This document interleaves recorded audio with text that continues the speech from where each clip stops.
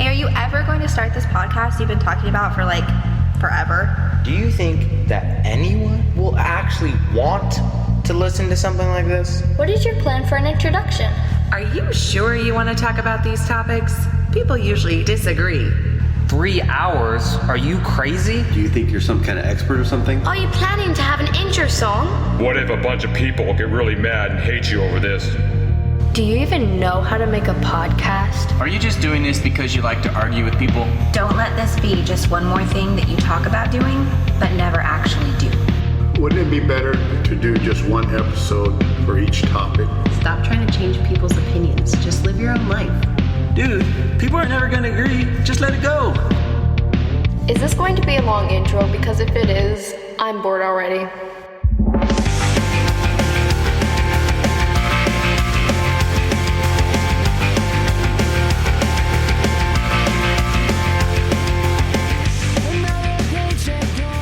Hey, what's up, guys? Thanks for checking out another episode of the Why Can't We Talk About That podcast. For this episode, I traveled north to the mythical, magical, faraway land of Paso Robles to meet up with Missy Stafford. Missy's an old friend that I haven't talked to in almost 20 years. She had some very unique perspectives on things, and it was really great to catch up with her. Topics discussed today in alphabetical order are Bernie Sanders, black magic, Boris Karloff, cluster headaches, demons, domestic abuse, Donald Trump, drug addiction, E40, good and evil, guardian angels, hip-hop, homelessness, horror movies, horror punk, Jesus, Joe Biden, Kendrick Lamar, Lucifer, magic mushrooms, Marilyn Manson, Metallica, the Misfits, Pop Smoke, Simpsons predictions, stimulus checks, suicide, tattoos, women drivers, and women presidents, and much, much more. As with most of these so far, the discussion ended up going in places I would have never guessed. I hope you enjoy our conversation. So 11 years you've been here, right? About, and is that straight from Napomo to here? Or? No. Okay. I lived in Napomo, then I lived in Santa Maria, then I lived in Napomo, then I lived in Pismo, Oceano. Oh, wow. Taft, and then here. Yeah. Wow. All over the place since the last time we hung out. Yeah. Nice. Just jobs bringing you all over the place, or? No, just life. Yeah. Different things. Yeah. All right, cool. All right, well, I suppose we'll start. So I usually start with music, just because that's a little less controversial and Usually, I mean, sometimes people can argue over a pan and get controversial, but so do you have a specific genre that you tend to lean more towards, or? I like to listen to everything.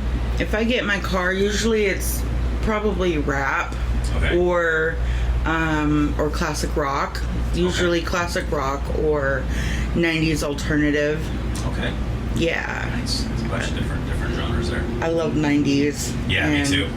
I always say, in fact, I've said on this podcast multiple times that I think 1991 is the greatest musical year of all time. Just because of the albums that came out that year. It's like just classic albums. Like, yeah. It's nuts. But yeah, I think 90s is the best too. So as far as rap goes, do you like old 90s rap more, or do you prefer like the newer? My favorite artist would have to be E40 because he's from the late 80s, 90s, 2000s. He was he's always been independently working his way through the industry. Right. He started out basically doing everything by himself, and hey man, Too Short, and I just have a lot of respect for the OGs. Mm-hmm. Yeah, so for me, it's funny you mentioned E40. So when I grew up, the Oakland, kind of the Bay Area rap was always my favorite. Yeah. Too Short, Ant Banks, all those guys around there. But E40, I could never get into him. I don't know why. I think it's because of that up and down he does with his voice when he raps. I always just got on my nerves. But then people swear like, oh, E40's the best. And I know a lot of people that love E40. Yeah. It's like, I don't know. But like Too Short, my favorite growing up. I used to listen to all his stuff all the time. Yeah. think that like new rap is pretty bad. Like I definitely prefer the older stuff. Like every once in a while there's a new one that'll come out and be like, okay, this is cool, you know. But like guys I work with at the pizza place, they show me some of the newer rap. I'm like, oh, I don't know, this isn't very good. New rappers I don't care for so much, but older rappers doing newer music I can appreciate, like Eminem or right. The guys, you know, from Bay, whatever. Snoop Dogg's still out there. Right. Dr. Dre, Ice Cube. He's even done some few new things. Right. That, you know, it doesn't get old. Right. To me. Right. That's funny. I just listened to, because I was listening to Korn on the way over here. And I don't know if you're a fan of Korn. Mm-hmm. They have that cover. They covered Ice Cube's "Wicked" on one of their albums, and that came on. And I thought, you know, I want to listen to the original now. So I popped on that original from, what was that, 94, 95 maybe, from Ice I'll have Cube's to take Predator album. I don't know the year, but I'll have to take a look at that. Yeah. I hear that. Yeah. Yeah, so I still like all that stuff too. Ice Cube. I mean, I grew up listening to NWA and all that, so Eazy-E and Dre and all that's definitely cool. But yeah, some of the newer ones, they sang like Kendrick Lamar and some of those ones that a lot of the young kids these days, as I say, I'm an old guy. I like some of Kendrick Lamar. Yeah, all I heard was the Super Bowl. Did you see the Super Bowl halftime show this last year where it was like, it was Dre and Eminem and I do not watch sports. Okay. I don't either. The Super Bowl is the only football game I watch every year, and it's usually because nachos are involved, and that's pretty much the only reason that gets me there. But like, they were all great. Dre was great. Snoop, Eminem, they all sounded awesome. And then Kendrick Lamar, and I had never heard anything by him. That was my first introduction to him. I was like, this guy's horrible, you know. And then I told a guy at work that, and he's like, oh no, you gotta listen to, you know. And so he played me some other songs. I was like, okay, some of these are pretty good, you know. But whatever he did at the Super Bowl, I was like, but anyway, so okay, so then you got the old school rap you like. Tell me about 90s alternative. What kind of groups do you like in there? Silverchair, Nirvana. Let's see.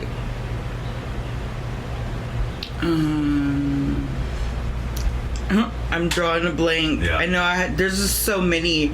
I play Pandora on my phone, in my car, or in here, and it just plays so much, and I'm just so surprised because I can put it on, and almost every single song I know almost every single word. Right. And I'm like, well, I haven't heard that in years. Ooh, turn it up. And then I turn it down, and then I'm like, oh, I haven't heard this in years. Turn it up. Yeah. And I just love it because, you know, it just brings me back. And then it's like, it's just surprising at how much I know and like how much I was into like the alternative rock as being in the 90s. Like that was just like my stuff, you know? Right. Isn't that crazy how you can, if you're like, for me, I still know all the lyrics to those songs that I heard back in the 90s. Jam. Right, yeah. But I can't remember a conversation I had a week ago with somebody. Right. But I can still remember all the lyrics from the 90s song that I haven't heard in like 20 years, and they'll come on the radio and like I know the whole thing. It's like, oh my gosh, this is insane. For a second you go 30 years ago, you think 1970. Nope, right. 1990s. Right. Yeah. And that's what Bethany and I were just talking about the other day. Like, man, it's been like forever. Like, when you realize, you say 30 years ago, right? It sounds like, oh, that's our parents, you know, back when they were. It's like, no, that's like, I'm old now. It's like, you know, it's just kind of a wake up call. But yeah, Pearl Jam. So for me, the grunge movement of the 90s was like Pearl Jam, Alice in Chains, Soundgarden, Nirvana, Stone Temple Pilots, you know, all that kind of stuff. It's just so good. And I've told the story a million times about how it was Pearl Jam. It was Pearl Jam that got me away from listening to nothing but rap. And then it was also Pearl Jam that got me into punk rock because I saw them play in Golden Gate Park when I was like 16, 17, and Bad Religion opened up for them. And that was my first intro to that. And then that's, you know, punk rock's been my favorite genre ever since. But yeah, I like all that old 90s for sure. I like the song Bittersweet Symphony by The Verve. Oh, yeah. It reminds me of the 90s movie Cruel Intentions. Oh, yeah. It was just an iconic, like, 1990s, this is it, you know? Mm-hmm. Yeah. So. Yeah, that was a crazy movie. Yeah. Was it like Ryan Phillippe and Sarah Michelle Gellar were like step siblings? Yeah. Right? And they were like rich kids. And him and Reese Witherspoon, they actually got married and had babies together, but it turned out to be a abusive relationship, so they're no longer together. But and in the 90s they were big, they were, you know, very iconic. Right. Yeah, not too many Hollywood couples actually make it. Very rarely. It's like for the longest time it was like Tom Cruise and Nicole Kidman was like, wow, you guys have lasted so long, and of course they're done now, but yeah, there's very few that survive, unfortunately. So what's the most recent band or singer, artist that you've gotten into to the point that you're just like, you hear them and you're like, okay, I gotta get everything I've ever done because this is great? One thing I gotta say is I found a song that I really liked, and it was by an artist called Pop Smoke. And I started listening to his music, and I really, really loved it. And then I started searching online a little bit, and then it was like R.I.P. Pop Smoke, and I'm like, what? Oh, no. He died in, I guess, 2020 or 21, and I had no idea. I mean, I never heard of him before. Right. Never heard of him. And then just one day, like, I listened to Pandora, and I'll listen to E40 radio, and just random artists will pop up, and I was like, okay, Pop Smoke, okay, I dig him. Let's listen to more of his stuff. And then I did, and I looked him up, and sure enough, he passed away, unfortunately. So I won't be hearing nothing new. Yeah. Is it rap? Is he a rapper? It is. Okay. He is a rapper.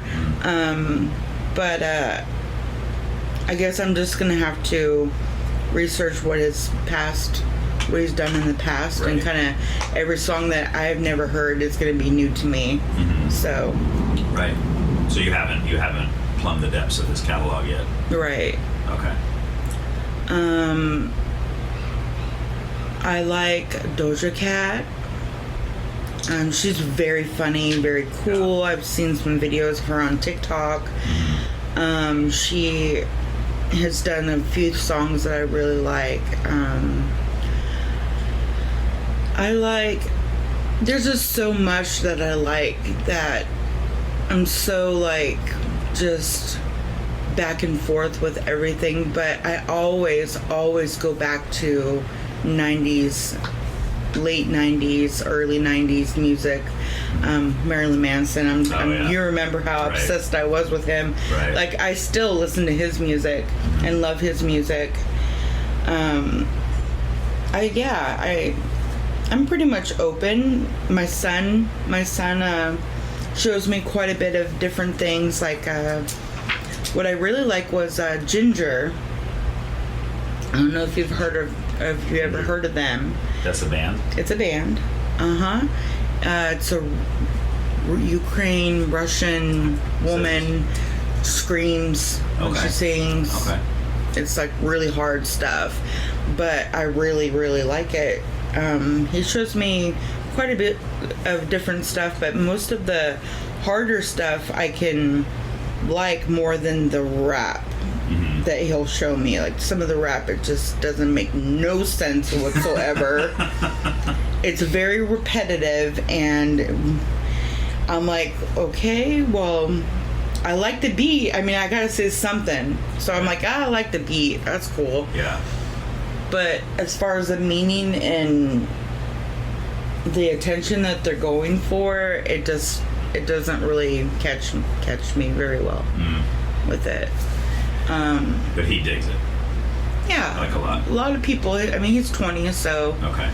A lot of people his age are into that stuff. Little Tracy, little Dickie, little this, little that. Yeah, it's all little now, right? It's everybody. It's like, dang, you know. Used to be this little Bow Wow was like the only one that was like that, and now it's like everybody's got that thing on there. Yeah. I don't even know how to pronounce her name. It's like Jhene or something. Oh. You probably have heard of her. She's been in some movies too, right? Maybe, but she's pretty cool. I like her. Okay. It's like the last name's like Aiko or yeah. I know. I think she was in. She was just in a movie we saw or something. Because I remember looking her up. I thought I heard she was a musical artist as well, and once when I found out, I was like mostly a musical artist. I think that was like the only movie she'd ever been in, but yeah, for sure. There's a song by Megan Myers, I think that's her name, that I really, really, really like, but nobody likes to listen to it. I don't know anybody that likes it or has even heard of her. Okay. She's like kind of old school, like 2000s, of course, but I enjoy her music. What's her Megan? Megan I think it's Megan Myers. Let me see. I always like to write down stuff I haven't heard of so I can go look it up later. I learn a lot of cool bands and singers and stuff when I talk to people. Yeah, it's the song I like is called Desire. Okay. The video is really awesome. I totally dig it.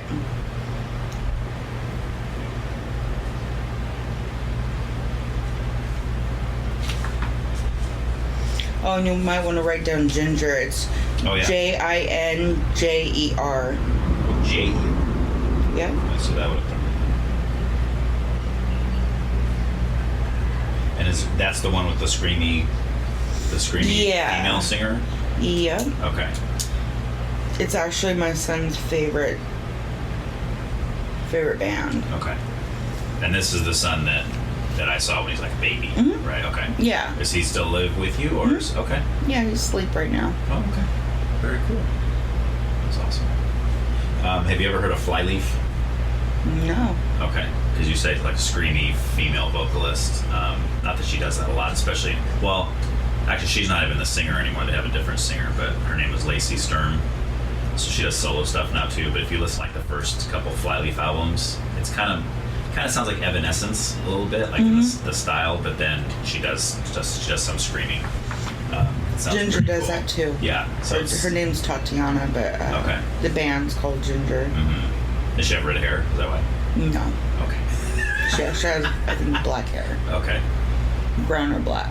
I always wonder the names of why they come up with names for stuff, Yeah. I like the baby. He's new. Oh yeah, I've heard the name. I don't think I've ever. I don't like Lil Baby, but I like Da Baby. Yeah, I'm sure that's not hard to confuse. That's like what? Oh my gosh. Yeah, I can't even pronounce most of the names of the new. Like, what is it even? What? So yeah. What would you say is the most, like, over your whole life? This is a kind of hard question. I know it took me a while to think of this for myself. Can you pick, you don't have to just pick one, but something musically, either a song, band, album, that you feel like influenced your life the most? In either a good way or a bad way.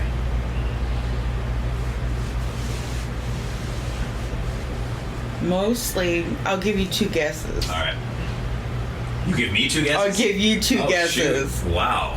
I have no clue. I know you're into Marilyn Manson. Okay, there you go. You got it. So in what way? Like what way did their music influence your life? Like, specifically? I think it was because back to the 90s, for my age, when I started listening to music on my own and kind of going in my own direction, I was 14 or 15, and Smells Like Children came out.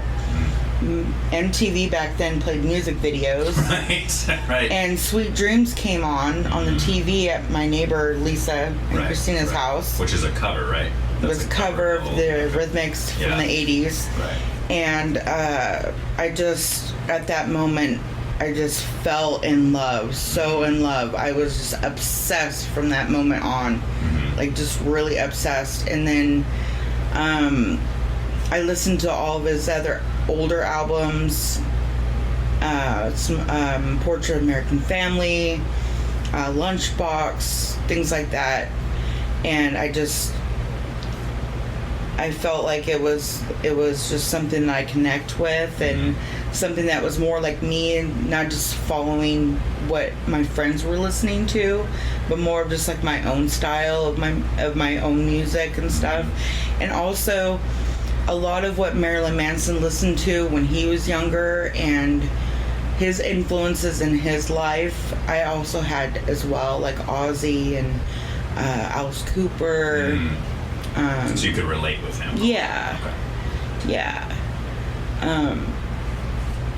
A lot of goth and punk and metal stuff that I used to listen to when I was younger. It was all influenced because my aunt helped raise me, and I just, when you're around something so much and you look up to somebody and they have a certain style, kind of follow it and get into it. And so Marilyn Manson kind of opened up, this is my generation, this is me, so I could right, dig it. I totally loved it. So it was kind of the whole package with him that got you. It wasn't just the music or the vocals, or it was also the kind of the persona, the show, because they kind of did something kind of different, than other people were doing at the time.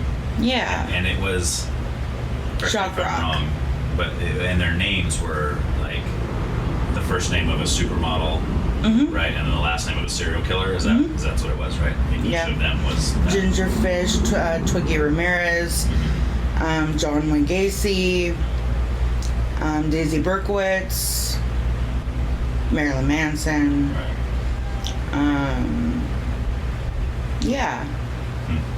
I really loved them in the 90s, and at one point at the end of the 90s, I had sort of like a spiritual fight, and I had over 100 pictures of Manson, and I got rid of everything, and I kind of just stepped away from a lot of stuff that that seemed to be negative or seemed to be like satanic or whatever people would say. And I just distanced myself from it for a little bit, and then reevaluated my life and spirituality, and then got back into listening to what he was coming up with and what he had been putting out there as far as him. I basically grew up with him because, when he started getting popular in the 90s, he kind of just took off from there. And as the time has gone by over the years, he's put out albums that I can say, I kind of like this, or I kind of not like this, but mostly everything I've liked, and I've just basically have followed his career. Even till today? Yeah. Does he still put out anything new? Just recently he put out a song, and the video has Norman Reedus in it, which he was on Walking Dead. Oh, I've never seen that show. Oh, okay. Yeah. He's very popular, and he's liked by a lot of women. Oh, okay. And he's still same stuff. His sound still. Now, is the band still together, or is he just solo now, or? His band's still together. Okay. He's had different ones come in and out, but majority of them are still together. The main ones would be Manson and Twiggy. Okay. When a new person comes into the band, do they make them adopt the supermodel and serial killer name? Okay. Yes. Interesting. So so when he releases new music, it's under the band Marilyn Manson. It's not like solo. Yes. Okay. And the new sound, you think, is pretty spot on to the old style, or? No. Okay. He's gone from like very like, I would say Like, he just doesn't care. He's just gonna say and do what he wants, and it's gonna be controversial. It's gonna be shock. It's gonna be in your face. To now more of like, putting more thought into his music and into his message, and it's not all Antichrist. It's more of like, okay, there's this and that, no tomorrow, and he also did recently the song "Cry Little Sister" from the Lost Boys. I don't know if you ever seen the movie. The vampire movie? Yeah, the From movie the 80s? Lost. Yeah, the movie Lost Boys. That song "Cry My Little Sister." He redid that. Oh, cool. He likes to do covers once in a while, which I like. He did "Tainted Love." Oh yeah, another 80s. Yeah, which I really like. I'm trying to think of the name of the song. Deep Sex. I thought that was kind of like his older kind of meaning style. Third Day of a 7-Day Binge, I thought was pretty good. That's kind of new, not really new, but kind of new. Do you think you talked about his lyrics are a little more not as out there as they used to be? Do you think that's because he personally had like a lifestyle change, or like something happened in his life where he maybe doesn't believe the same things he used to believe? Like, you even said that a lot of the music is not so much anti-Christ as it used to be, because like he used to be pretty vocal about his hatred of Christianity and things like that, right? Yeah, I think basically his music grew with him. Okay. I think as he matured, his music matured. I think he's putting more meaning to what he wants to put out there, rather than just gathering. It's not like he's gathering fans. It's more of like, I'm trying to entertain the fans that I have now. Okay. I think. Right. I believe. Which is good for the fans, right? Yeah. Especially people like you that have been following him from the beginning, and yeah. If he's gonna start catering to you, then it's good, right? Yeah. Do you feel so? He had a bunch of allegations come out against him. Was that a couple years ago? I can't remember if they were rape allegations or they were. No, it wasn't rape. It was basically which I believe. If anybody knows Marilyn Manson, has seen his videos, knows his persona, knows anything really about him, any woman that's going to want to go and sleep with him is going to have to expect there's going to be some violence in the sex. Right.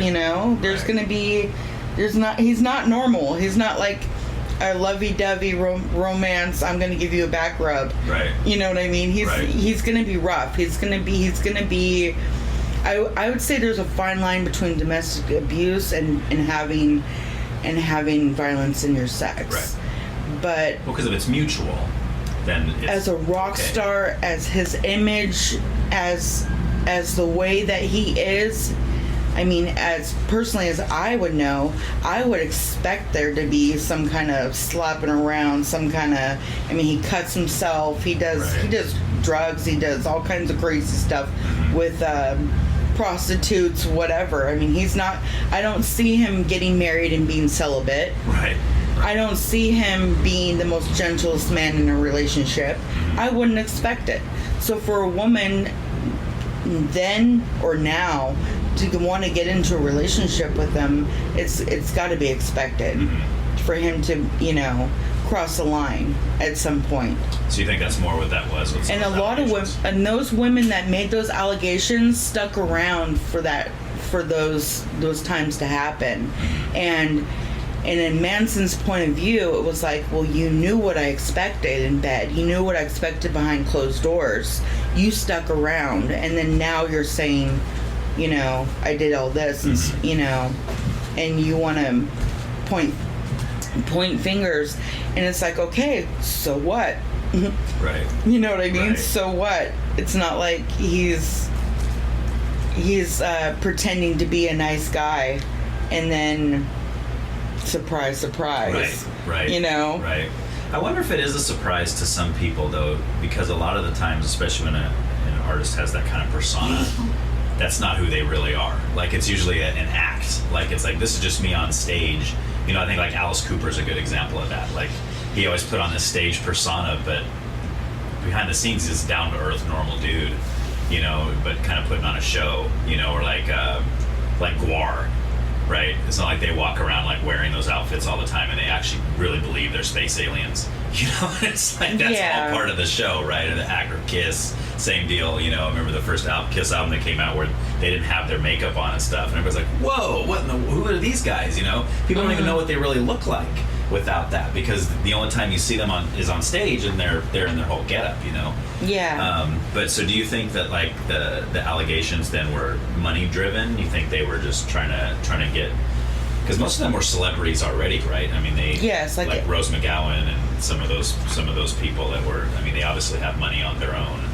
Rose didn't have no problem. She got what she expected. Okay. And it just didn't work out between them two, which I was at first upset about it because I was jealous, but then I was happy for them. Right. They broke up. The newest girl, the girl that made the allegations was Evan Woods, I think, or something like that. Rachel Woods, yeah. Evan Rachel Woods. She's been with him on and off for a long time since him and Dita got a divorce. Actually, she was seeing him a little bit before they got the divorce. Oh, he was actually married at one point to something? Yes, he was married to Dita Von Teese. I don't know who that is. She's basically what's the word? She dresses up in like bustiers and stuff like that, and teddies, and you know, like the big martini glass and the dances and stuff like that. She does those kind of shows. Oh, that's what she does for a living? Yeah. Okay. She's a model, and she does like, you know, old school like modeling and dances and routines and stuff like that. She's pretty popular. She's beautiful. I knew it wouldn't work. Oh, really? I knew it wouldn't work. From the get-go, you're like... I knew it was just basically Manson doing something for probably publicity, for whatever, to get in the public eye.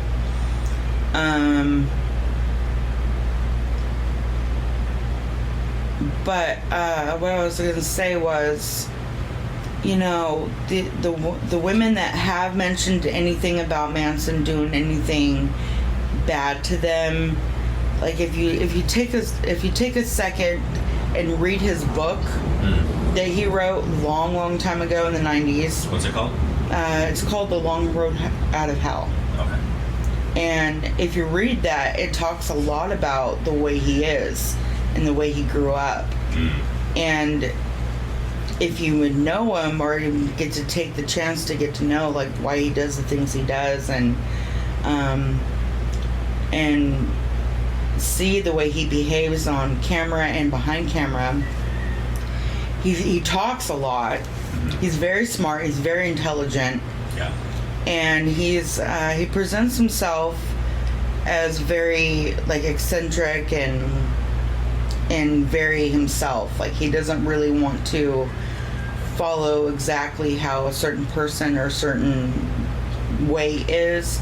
He just kind of makes up things as he goes, artistically and with his personality and stuff.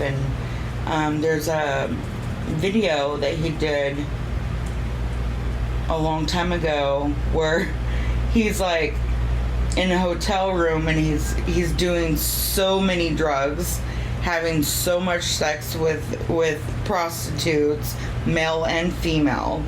So I mean, if I saw that, it's not like I would be shocked if he was in public somewhere kissing another man. Right. You know what I mean? Right. So, I mean, if you see a certain thing or you read something and then you see it later in real life, like what's the shock? Right. Like, why would you not expect something like that to happen? Well, he's been pretty open about his bisexuality anyway. Yeah. From the beginning. Well, he's talked about so many things that it's just not shocking to hear, like, Evan or anybody to say, oh, well, he pulled out the whips and chains on me when we were having sex. It's not a shock thing. It's like, okay, so then what are you doing with them? Right. Okay. So you think most of the allegations then were just that they were surprised and they... What I am surprised in the whole situation is Manson's close to Johnny Depp. Johnny Depp had... Yes, they are very close. They are like best friends. Johnny Depp even mentioned in the court with Amber Heard, he was like, yeah, I gave Marilyn Manson a pill to get him to shut up. And it's because, you know, they're best friends. I've seen pictures of them smoking a bowl behind a bush. Oh, wow. You know, they're good friends. Like, Johnny Depp being abusive, that would be surprising. Right. That's a shock thing. That I don't believe that would be true. Yeah. But... Well, the trial kind of showed that, I think, too. Yes. Yes. But for Manson, definitely kind of expected. It's kind of like... It's calling the kettle black, you know? It's like, I expect it. Yeah. So... Do you think there was ever a point, though, where and I don't really know anything about the case, but do you think there was ever a point where maybe it was expected, but then is there ever a point where it can go too far? And then the woman's like, okay, this is not consensual anymore. I'm not into this. I'm into this first part of weird sex over here, but now you've crossed a threshold where I'm like, I'm not okay with this. And do you think he would be like, okay, we're going to stop?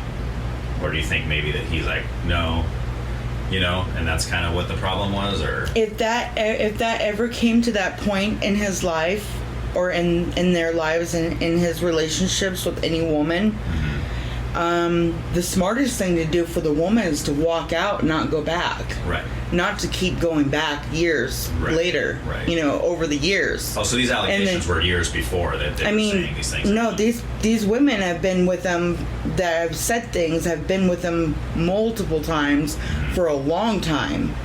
And then now all over they're saying, well, he took it too far. Right. Well, then what did you expect and why did you go back? Right. I mean, like Evan Rachel Wood, she's an actress. She's got money. She's probably got her own house, which I'm sure she does. Oh, yeah. She could leave the situation at his house or at the motel or whatever and go and do her own thing. She doesn't have to be with him. Right. She chose to be with him. Right. She knew what he looked like. She knew what his intentions were. She knew what his history was. And yet she put herself in that situation, and she did it multiple times for a long time, and then cry out, oh, he went too far. Well, if he had gone too far, then why would you go back for more? Right.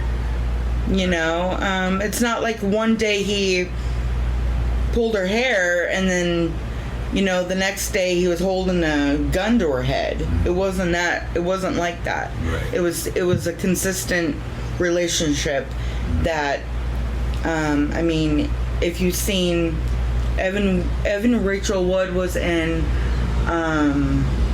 Heart-Shaped Glasses. Never saw that. And in the beginning of the uncut version, they're having sex. And it's pretty rough. So back then when that came out and she was doing that, and now all of a sudden she's saying, well, he was a little rough. Right. Well, then what were you doing that? Yeah. You know, obviously you liked it. And I mean, a lot of women nowadays, they watch like 50 Shades of Grey. Right. I don't know if you've heard of that. I've heard But of there's it. there's a line between pleasure and pain. Right. And sometimes there's pleasure in your pain. Right. And some people are into that and some people are not. Yeah. And I think if you see your partner and they're into that and you're not, well, then obviously you're with the wrong person. Right. And don't call them out in public and say, well, he or she likes that. They're crazy. They're this. They're that. Right. It's just leave them alone. Yeah. If you're not for them, then they'll find somebody else that will be into it. Yeah. Yeah, makes sense. I think when you were talking about just how if you don't like that, why do you stay so long in the hole? And I kept thinking about like a lot of the domestic abuse cases where that is the case a lot of times. I have friends who are police officers, and I've heard from people who deal with domestic abuse cases and stuff, and the hardest thing for a lot of them is the woman generally doesn't want to press charges, doesn't want to leave him, doesn't want to, and she may have a million different reasons for that. She could be scared that if she leaves him, he's going to come find her. She could be that she has kids. She doesn't want to. I've been in that situation. With domestic abuse? Yeah. Okay. And as being in that situation, everybody has a choice. And whether you're going to want to or not, you're going to have to live with that choice. Right. So it's either stay and put up with it or think of a way to get out. And the thing is sometimes you're just not ready because there's another step of taking to being alone or being on your own or not having enough money or support when you're in a situation. Where am I going to go? I have no family, or I have no support, or I have a child. This, that. There's other factors that are around than just the relationship itself. There's the living situation. There's a work situation, money situation. Right. Also, where she might feel trapped, like I can't leave because then what am I going to do? Yeah. Right. That's why I bring back what I was saying with Manson and her was she had plenty of time, plenty of reasons to just get up and leave the room and not return and not be a part of that. It wasn't like it was her choice to want to be there. It wasn't like she had no choice, like Manson was taking care of her and she had no other place to go. Right. There was no reason for her to be there except her own reason to want to be there. Yeah, especially because a lot of those women he was with, like I said, are already famous. They're already rich. They're not financially. But a lot of women want what they think they can't have. Right. I mean, they can be like, well, Manson's this crazy dude. I can make him a softie. Right. I mean, that's the only thing I can think of. It's like a challenge. Yeah, exactly. So I think maybe that's the challenge. It's the challenge that why maybe some of those women want to stick around for as long as they did was because they thought that maybe that he would change. Yeah. And that's the number one reason why women stay in abusive relationships, because they feel like this happened at that moment, but it's been a week and he hasn't done it, so maybe he's going to change and he's doing it because he loves me. Right. And they want to feel loved and they want to feel like the man wants to change for her, or Right. So that. Yeah. In my family, we've always called it the Mighty Mouse persona kind of thing, to where I think it comes from my mom's side, because my mom's always, and her sisters, and they're all they want to help and they want to, not necessarily change, but like your heart goes out to somebody who seems like they need help, and it kind of passed on to a lot of us, and some of my family members in the past have been in relationships like that where everyone else in the family can see, like, this is just bad news, this is bad for you, it's bad for everybody, this is not going to end well, but that person stays in the relationship because they're like, well, no, I can change her, I want to fix her life, she had such a bad go at it, and she's had all these problems her whole life, and I can change it, I can make her a better, and it's like, and every time it just doesn't work, but it's like the whole, I don't know if you remember the Mighty Mouse cartoon, this whole thing was here I come to save the day, it's like, sometimes you just, gotta say, I can't do anything about this, this is, I tried, but I'm not gonna go down the pit with you, I mean, I might go in there for a little while in hopes of bringing you out of it, but if you're dead set on getting down into that pit, I'm not gonna let you destroy my life at the same time, So anyway, I could see that being even in abusive relationships where it's like a low level form of like what the Stockholm syndrome they say, right? Where even like what is that, the captive, when they're captive from a, what's the word I'm looking for?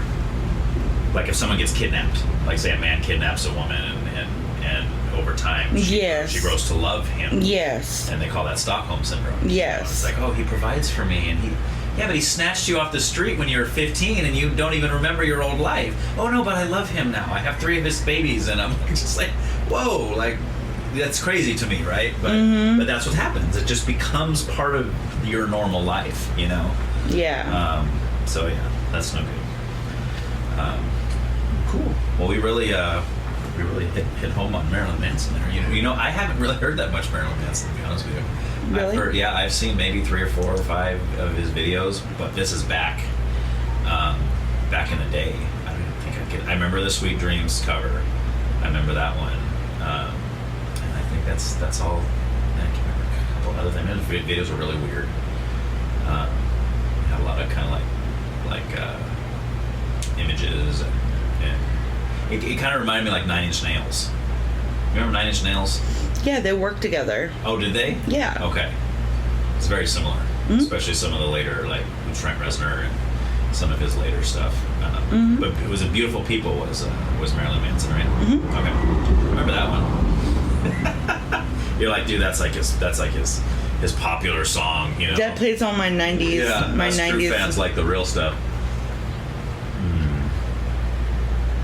Okay. So any other musical other than him? Is there anyone else that had? Obviously, no one else had as big an impact on you as he did. Right. Is there anybody that was a close second, or? Good question. I have my. It depends on what I'm going through. If I'm really depressed, or if I'm really happy, or whatever. But I know, like, with breakups, or when I'm feeling like emotional about relationships or something, I love Cher. Oh, really? Nice. Going from Manson to Cher. I know that's funny. That's funny, but I'm very like different that way. Right. I can go from depending on what company I have, or depends if I'm like, I don't normally drink, but if I'm drinking, I mean, just it depends on the situation, or if a song is playing or whatever. I like country. Okay. I like blues. I like classical. I mean, I can listen to anything. I mean, my neighbors can be bumping like mariachi, and I'm just yeah. You know, I'm getting into it. I like it's that not. too. Yeah. It's not because I'm a hardcore mariachi fan. Right. It's just I love music. Right. I just really love music. It's just a part of me. So I mean, there's just so much that I can listen to and enjoy. Right. I mean, like I said earlier, some things that are new, that the rap that neither you or I really care for so much, I might not understand or really get into like the lyrics, but the music sounds pretty cool. Or sometimes some of the lyrics are like really funny or really entertaining to hear, but the music kind of sucks. I mean, so there's just, I like the artistic part of different genres and different kinds of music. I enjoy it. I enjoy music a lot. So yeah, me too. So would you say are you more of a musical person or more of a lyrical person? Both. Okay. Both. If I can't understand the lyrics, which sometimes I can't, but it still sounds good to me, so I enjoy it. Right. But music, the sound of the music, I sometimes really like. I like bass a lot, so that's sometimes why I like to listen to hip hop or rap. Right. Because I like to, bump my music. Well, that brings me back to the old days too, because I was in high school. That was the thing. You had you got the 10 or 12 inch woofer behind your seat, you know, and you drive around, and everybody thought that was cool. Like, oh, you know. Now, of course, as an old guy, I'm like, dude, what are you doing? Like, I do it. Do I do? Oh yeah, I got a 12 in back. Do you really? Oh yeah. Nice. That's awesome. Oh yeah. That's awesome though. I get looks all the time, smiles, waves. Yeah. I don't mind it at all. Most people don't. I mean, around Paso, a lot of people don't listen to loud music. Right. So people hear me coming down the road, and they're looking in their mirror. They're looking over. I actually, at one time, it was quite a while back. It was like a few months, maybe 6 months ago. I was at a light, and this car pulled up next to me, and this girl flashed me. And I was like, wow. Whoa. I was like, whoa. And I don't know, it's because I have Elvira and like Frankenstein and all these cool stickers on my car. Right. Or the music I was bumping. She looked like she was having a good time, and she just kind of flashed me. Yeah. And I was like, confused. I was really confused, because if I was a dude, you know, like maybe I can see like, yeah, she was trying to get my attention. Right. But chick listening. It was. This is like at a stoplight or something? It was at a stoplight. It was on my way home. And she kind of flashed me a little bit. Wow. She was with some guy that was driving, and I was surprised, but I was listening to something. Can't remember what it was, but it was really loud. Yeah. And her window was down, and my window was down. And did you say anything to her? Did you just start laughing, or what did you do? I couldn't hear her. She was talking to me, but I couldn't hear her. She was out the window, and I couldn't hear her. I was just like, you know, I smiled and waved, and then next thing I know, I see a boob, and I'm like, whoa, okay. Yeah. That's cool. How funny. I'd be wanting to know what she was saying. I wouldn't be able to sleep at night, actually.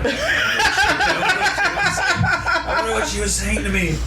I think maybe she liked my music or something. I don't know. Yeah, that's awesome. So I know from, we were talking about before we started recording, but I know that obviously I see on Facebook that you're very much into horror movies. Oh, yes. The horror genre. So are you into any of like the horror bands? Like there's a horror punk genre, you know, like a lot of people say like the Misfits started that, but then there's a bunch of I love the Misfits. I've Misfits? been a Misfits fan since I was like 3 years old. Okay.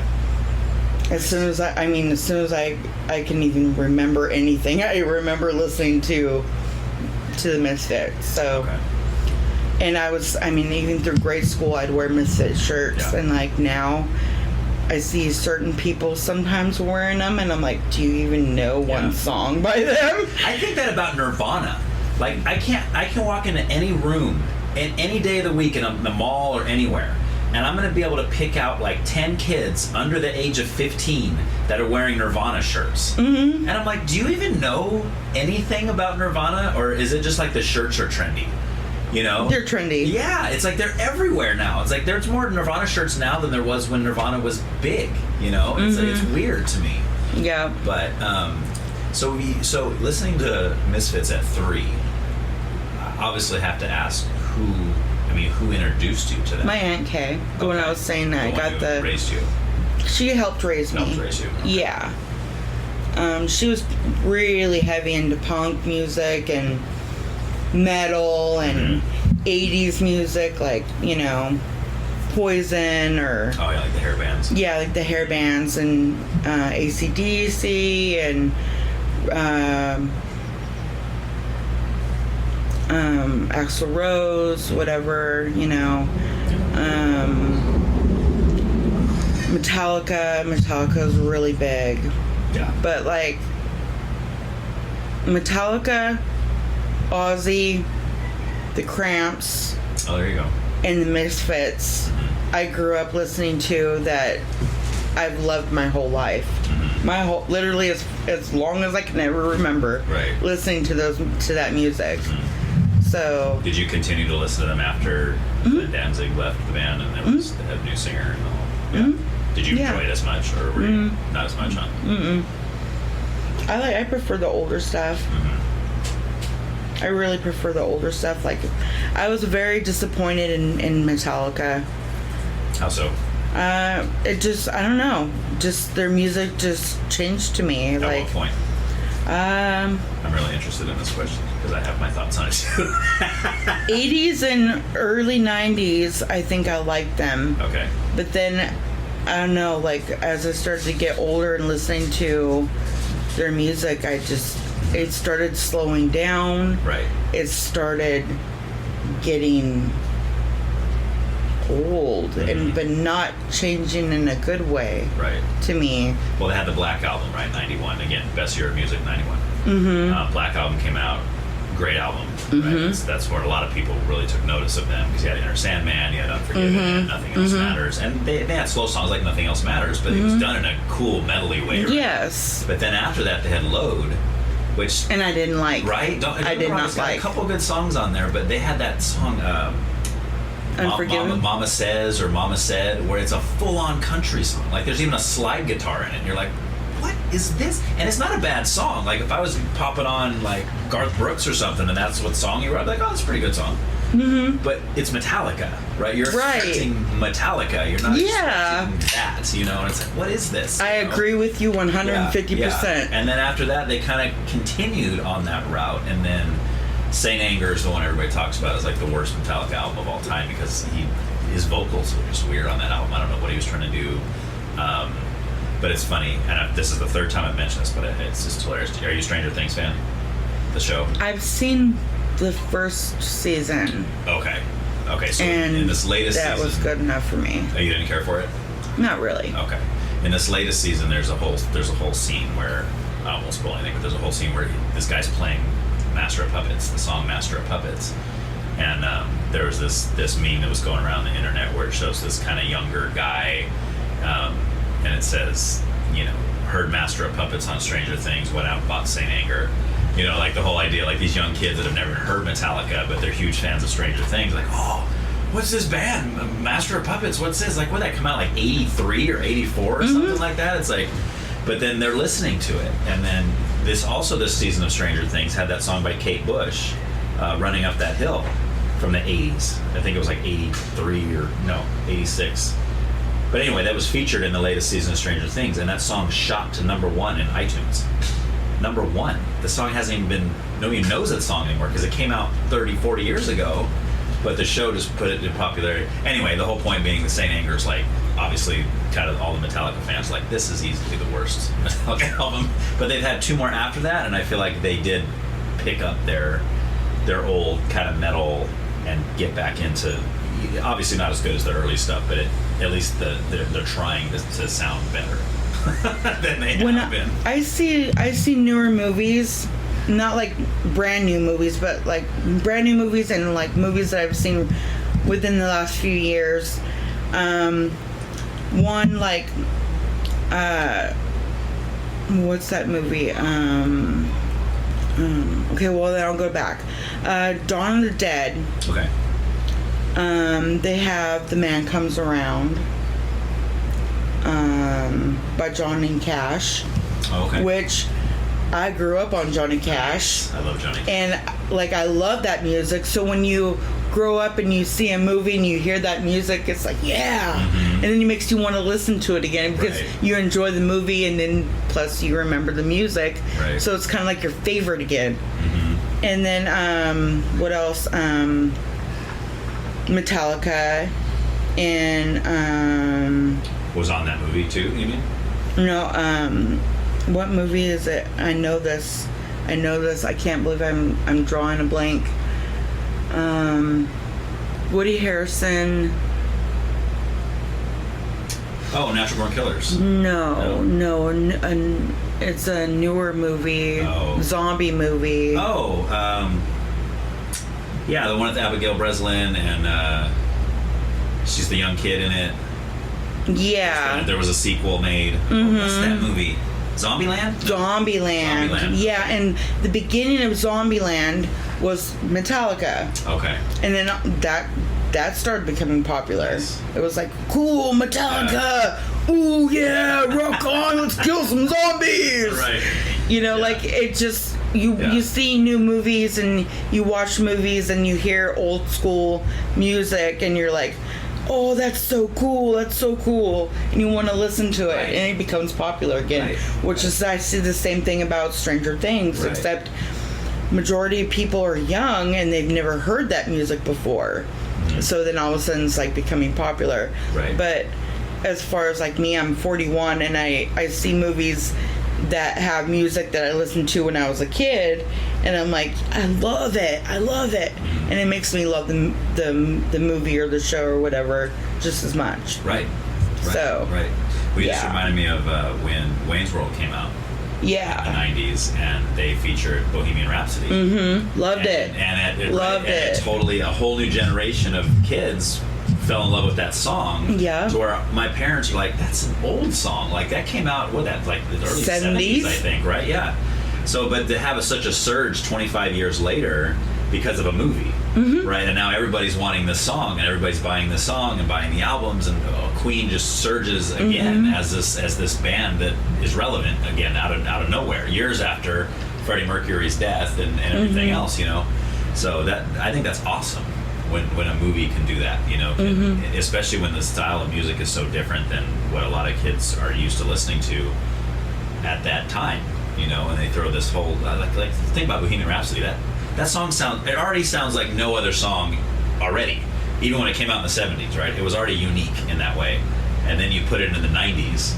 When did Wayne's World come out? 90, 94, 95, like right in the middle of the grunge stuff and the Dr. Dre Chronic and all that kind of era. And you throw a song like Bohemian Rhapsody in there, you think the kids would be like, oh, this sucks. What is this garbage? What is this switching every 5 seconds and this weird opera singing and all this kind of stuff? It was great. It's fantastic. It was iconic. It's awesome, right? And everybody loves that scene where they're rocking out to it in the car and the whole deal, you know. But yeah, so that's really, really cool.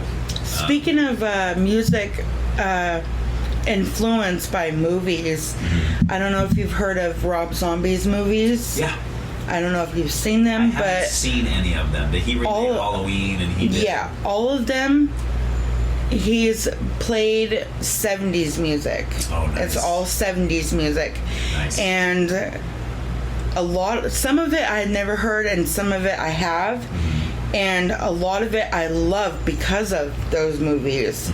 Like the certain parts, like there's certain parts in like the end of 31, the song Dream On by Aerosmith. Oh, that's a classic. So I loved that song when I was a kid, but seeing that certain scene in that movie and then putting together with that song, I play it and I'm like, that's my jam. Yeah, that's awesome. You just reminded me of something else. Oh, what's the song? Well, name off. There's a movie that always comes. You know, I work at the library, so I see movies and DVDs come through all the time. And there was I think it was Rob Zombie. There was one that came through that I remember looking at the cover and reading the description on the back and thinking, I kind of want to see that. And I can't remember the name. Some horrors. House House of a Thousand Corpses. That's the one. Yeah, is that a good one? Yes. Okay. That one looked and sounded really cool. The only one that I didn't really get into that I liked very much that I don't even own is the witch one, the Salem's whatever, I forget the name of it, Salem something. Oh, I haven't heard of it. That's the only one I didn't really get into, but House of a Thousand Corpses, Devil's Rejects, 3 from Hell, 31, Halloween. He just redid Monsters. Oh, right. They just came out with the show Monsters, or the movie Monsters, but it's only for Netflix. Oh, yeah. Which I was disappointed in. But I haven't seen it, so I can't say what music's in it or what my thought is about that. But the whole like 70s era for the horror movies and the music, I absolutely love. Right. Because it really like opens up like exactly how it could have been in the 70s and like the whole set and everything and like the whole just everything about it. And it's like it makes it like it's cool. It's not just 80s. Like when people think of horror, they're like, oh, Michael Myers or Jason Voorhees or Freddy Krueger. All that's mainly 80s. Right. And so when people think of horror, like OG horror, they're like, oh, well, 80s. That's the only time when horror was really popular, really good. Right. That's not true. 70s, there's quite a few. Jaws, Exorcist. Right. Do you think those are better than the 80s movies in your opinion? No, I love all of it. Okay. In fact, as recently, I've mainly liked 1930s to 1950s horror. I didn't even know that existed. Yeah. Are you talking about like old like Frankenstein and Wolfman and like the Lon Chaney and Bela Lugosi and those ones? Okay. Yeah. Those are cool. I've actually done a lot of research on Boris Karloff. Oh, yeah. The original Frankenstein. That's not even his biological name. It's William Pratt. Boris Karloff's real name is not Boris Karloff? No. People call him Boris Karloff because that was his stage name. Interesting. But his real name was William Pratt. He's been acting since 1919. And I know a lot of history about him because he's like one of my favorite actors. He did a lot of stuff, and he also, a lot of people don't know, but he also did the Grinch, the original Grinch in the 1960s. I did know that. Yeah. Yeah. The voice, right? Yeah. Yeah, that's awesome. Yeah. Yeah, I've never really seen all those. I've seen parts of them. I remember when I was a kid, like they'd be on Sunday afternoons or whatever. You got like some of those old there was stations that would play like old black and white movies, and I remember seeing parts of Boris Karloff's Frankenstein movie, or some of the Wolfman and that kind of thing, but we never actually sat down and watched it from beginning to end. You think it's a good go? Yeah. Worth it? Yeah. Yeah. So when it comes to horror movies, for me, and maybe these aren't even horror movies, not that like things like goriness bothers me, because it doesn't really bother me unless it's breaking bones. That always gets me. Can't handle it. But if it's like blood and guts, it doesn't really bother me. But I tend to appreciate a movie more that's like scary and suspenseful, kind of psychology. Yeah, like some of the M. Night movies, like you got like The Village or like The Sixth Sense, or there was a movie called Woman in Black with Daniel Radcliffe that I thought was great. It was pretty good. Scary, man, but it's not. But there's no, there's not like heads getting chopped off and that kind of, like you probably see like a Rob Zombie movie, like where I think he capitalizes on that, right? Like, if I'm not mistaken. You made a face. Am I wrong there? No, slashers. Yeah. Like House of Thousand Corpses is basically 1970s. There's a family that is sadistic. They kidnap travelers and kill them, torture them first, and kill them. Not so much like let's go out and kill, but more like let's get these people off the road and take them to our house and have our way with them. Yeah. And the family will just, do what they want. So, horror to me, like, for so long, I've been watching horror movies my whole life. Like, I was not censored as a kid, like it wasn't like close your eyes, someone's getting stabbed. It was more like I was 5, close your eyes, there's a sex scene. Right. But even then I was like this. Right. I was never really censored. Yeah. So I mean, I saw there's nothing that I didn't see when I was a kid and growing up. And as now, like as an adult and as old as I am, I'm thinking back like, okay, well this stuff is scary. Some like the Annabelle or like the haunting stuff, like some things is a little bit scary to me when I think about it, but I look back on like the old horror and I put myself into that time and I'm like, okay, well, what's scary about it? And I kind of watch it, like if you watch the original Dracula with Bela, he never actually penetrates his fangs into his victim. It doesn't ever show that. It's more of like mine, kind of like you use your imagination, and that's kind of where where I am. Like, I want to use my imagination instead of like seeing Michael Myers slice somebody's head off or whatever, you know, like that's predictable. And it's very common in horror movies. I mean, I like to see more of originality and kind of use your imagination when it comes to the horror and stuff to where like I get more entertainment from it. I guess so. Yeah. That's why I kind of like the older so old stuff that most people don't even really care about anymore. You know, they're like, that's stupid. It's boring. This is slow. Turn it off. No, I enjoy it. I also have Creature from the Black Lagoon. Oh yeah. I love that movie so much because I can feel for the creature. Oh, really? I really feel for the creature. If you watch it, if you ever take the time to watch it and you really pay attention to it and the way that the creature's acting, yeah, he's being a jerk. He wants to kill, but it seems like he's got that reason. He's trying to protect what he has. Right.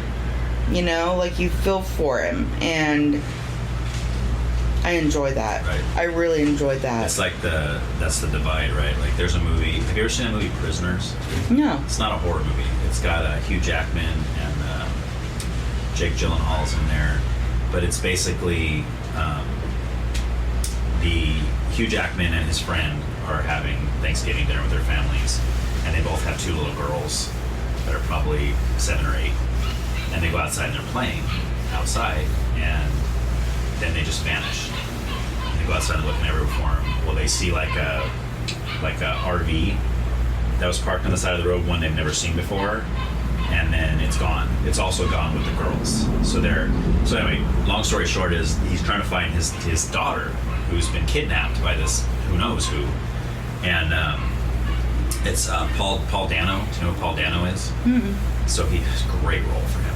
But he's kind of this eccentric, kind of weird kid, probably in his early 20s. And he's the number 1 suspect for taking them. But they can't find anything. They search his house, they search his RV, they cannot find any evidence at all that this happened, right? But then, like, the guy will walk past him and whisper to him, to Hugh Jackman's character, "You should have heard them screaming." And he'll say things like that, but everybody that's trying to pin it on this guy, they can't find any evidence, so they just keep letting him go. Well, in Hugh Jackman's mind, this guy has my little girl, right? So he takes him to this abandoned apartment building that nobody lives in anymore because his parents owned it or something. It's an abandoned building. And he's torturing this guy day in and day out, trying to get him to confess where he has his daughter, right? So I'm watching that movie. The whole point of me telling the story is because I'm watching that movie, I'm having this divide where I'm like, at the same time I'm thinking, you shouldn't be doing that to that guy, right? But then the other part of me is like, what would I do if I thought some guy had my little girl, right? Like what snap would happen in my brain where I was like, I don't care if I have to kill this guy or beat him an inch to his life or whatever, I gotta cut different parts of it or whatever I gotta do. All I care about is getting my little girl back unharmed, you know? So it's like, oh, what in the world, you know? But yeah. It's a good movie, you should watch it. And Jake Gyllenhaal plays the detective that's involved in the case. So yeah, it's a pretty good movie. Anyway, real quick before we move on to the next thing, I gotta ask, it's really interesting me, like you're obviously very into horror genre, you're very into that kind of thing. What is it you didn't like about Stranger Things? I'm really curious why you got through 1 season and you're like, no more. I don't really know. I just remember I watched it and I got through the first season and I just lost interest. Okay. I just thought, whatever happens. I'm just going to move on to a different show. Did you enjoy the first season, but just not enough to care if it went on after that? Not really. Not really, huh? Not really. Interesting.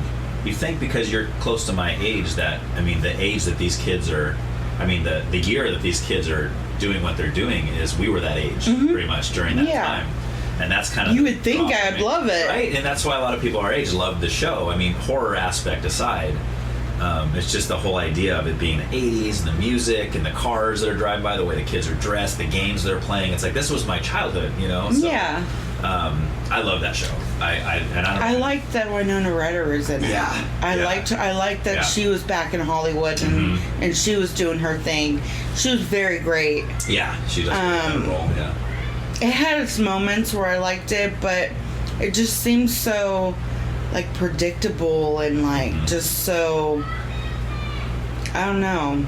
A lot of people are into it. A lot of people I know are into it, and I just can't do it. Yeah. That's cool. You're entitled. Right. You can have your opinion. All right, so let's move on. Do you consider yourself a political person? Political? Not really. For many years, I never ever voted or ever even discussed or even wanted to open up about anything about politics. I got to the point where I was like 2 years ago. I was like, no, not 2 years ago. It was it was 2 years ago I voted for the first time in my life. And this was the Biden-Trump election, 2020? Yes. Okay. Yes. I remember I voted for the woman, I forget her name, to be president. To get put on the ballot for president, you mean? Because yeah. Okay. Yeah. Which one was it? Elizabeth Warren or? I can't even remember. Okay. I can't even remember. I just knew I just know, like, me personally, I don't like the government. I don't like politics. Right. I just know that we all have something to do with it anyways, whether we like it or not. And it's really hard for me to discuss politics sometimes because the government is so screwed up. It's so screwed up. I discussed with my son the other day a little bit about politics, and the question I asked him is in your lifetime, from this point on, what would you like to see the government be like or do? That's a great question. And he said, I would like it to be smaller. Instead of getting bigger, but actually to be a smaller... Like less control over the people kind of thing? Not so much control, but be more of the house being smaller, more of like the government being not overtaken, but be more of like a smaller circle that will work together. Okay. Rather than 100 people trying to fight over what we're gonna do. Right. If that makes sense. Right. So I agree with him. Yeah. So like more that it would be like more local governments doing more of that as opposed to just the grand like president, House, Senate, the whole United States, as opposed to the mayor of my little town. Right. Be more this close knit, like, okay, this guy's going to try to do what's best for us in our town, to where the president might be making decisions for the whole country. And it's like, but that doesn't really fit for our small town over here. That's not going to work for us. You know what I mean? Right. But since he's above everyone else, kind of the mayors and the governors got to follow suit in a lot of the things that he may say. So yeah, I agree with that completely. There's a lot of cover-ups. I know that I've heard that Biden wants to get more energy for everybody by 2030, but there's no specific plan about this. And I don't understand, as being in Paso, even today, being 110 degrees, you want to run your fans, you want to run your ACs, you want to cool off your house. Right. They're sending me emails all the time. Right. Yeah. I saw one on the way here on the freeway. Reduce your energy. Right. Don't run this, don't run that, don't do this, don't do that. But you know what they want you to do? They want you to go out and buy an electric car. So if everybody had electric cars, they'd be charging them. How are we going to save energy? Right. And then you know what happens here in Paso? A lot of the times, our power goes out. Right. So let's say I had 2 cars parked out that was electric. How is that helping save power? How is that going to keep us from blacking out? Right. The Simpsons predict a lot. Yeah, isn't that crazy? And one of the things they predict was a major blackout. Yeah. What's going to happen with all this electrical cars and electrical stuff going on, computers and this and that and this and that? That there's not enough energy for all that. We are going to have a blackout. Yeah. And you know what? The Simpsons are whoever creates The Simpsons looks at the whole picture. They can predict it because they see it happening before it happens. Mm-hmm. I mean, there's certain things like they draw, like Donald Trump going down the stairs. Like, Right. I mean, how can they do that? I don't know. Yeah. I really don't know. It's really eerie. But when they predict that Donald Trump was going to be president, it was because he was already talking about being a president. Right. You know what I mean? Yeah, but even then, nobody believed him. I mean, he can say that. A lot of people say that. Kanye West said he was going to be president. We're like, yeah, right. You know, Kanye West is the most wealthiest black man in America. Is he? He's $6.6 billion. Wow. It's a good amount of that. Oh, man.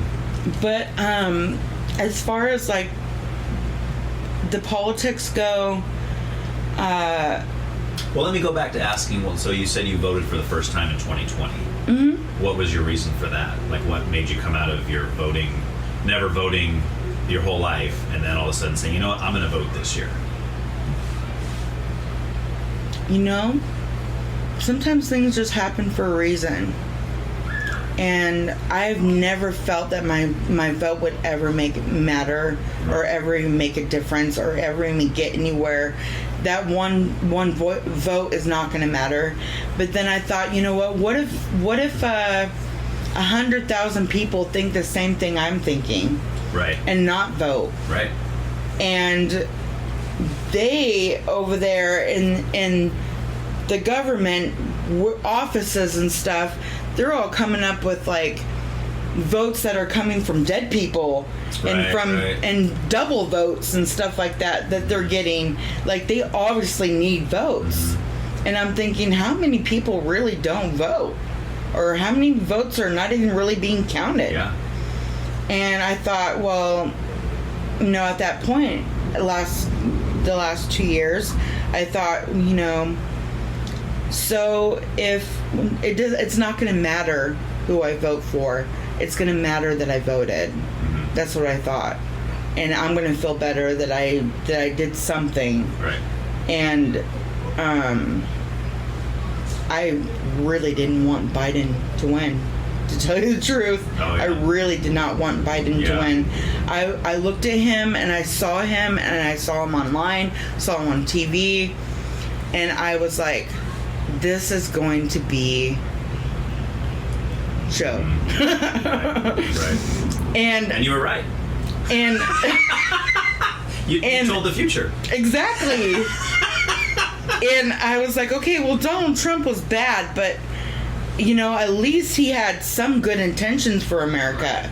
Right. He had intention. Mm-hmm. He's somewhat in shape, and somewhat he already has experience being in power. Right. You know what I mean? Right. So when you're already an experienced person and you already have intentions on making certain things better, like, I had more respect for Donald Trump than I've ever from the moment that Biden was president. I looked at him and I was like, okay, he's walking across the grass. He doesn't know where he's going. Right. And he's running their country. Right. Yeah. That's not his fault. I did he's not. Just old. And I heard that maybe he has brain cancer that runs in his family. Yeah. So I don't know about that, but well, he slipped up a few weeks ago and said that he had cancer. Yeah. And then everybody's like, he doesn't have cancer. Like, what are you talking about? You know, and then his whole team covered it all up and said, you know, so everybody's left thinking, does he really? Mm-hmm. And they just didn't want everybody to know that. Or did he, as he's done before, say something that's not true because he doesn't know what he's saying sometimes? So it could be either one, you know? That's what I don't like. Yeah. That's what I don't like. Mm-hmm. Imagine you're on a ship and your life depends on that man. Right. Would you be comfortable with your life in his hands? No. He's got our lives in his hands. Right. At any moment, anything can happen. Anything can happen. Luckily, there's other people around that will influence him and that will basically pick up the slack and basically do his job for him, because obviously he can't do it. Right. How did he get in that position? I have no idea. That's an interesting question, right? That's where I'm confused. Even it wasn't. He didn't even really enter the race until almost the end of the primaries. It was like, or the end of the beginning of the primaries, I guess you'd say. But I mean, there were so many front runners for the Democratic Party that were looking like they were going to be the ones to run against Trump, and then Biden throws his hat in the ring, like out of nowhere, and it's like, what in the world? And then he gets the nomination, and then now he's running against Trump. It's like, how did that all happen? Right? Like, it's just really interesting, you know. But the same could be said for Trump. How did Trump get in there to be running against Hillary? You know, you wonder if you talk about conspiracy theories and that kind of stuff. Did they want him in there on purpose because they figured Hillary's in there? There's no way Hillary or anybody's going to lose to this guy, right? And then when he won, it was like, what in the? I mean, even Hillary. You listen to Hillary talk. She had her whole speech written, I think, on Oprah or something recently. She read her speech, her victory speech, and she was 100% certain she had that in the bag. So when she lost, it was like, wait, what? Who? What?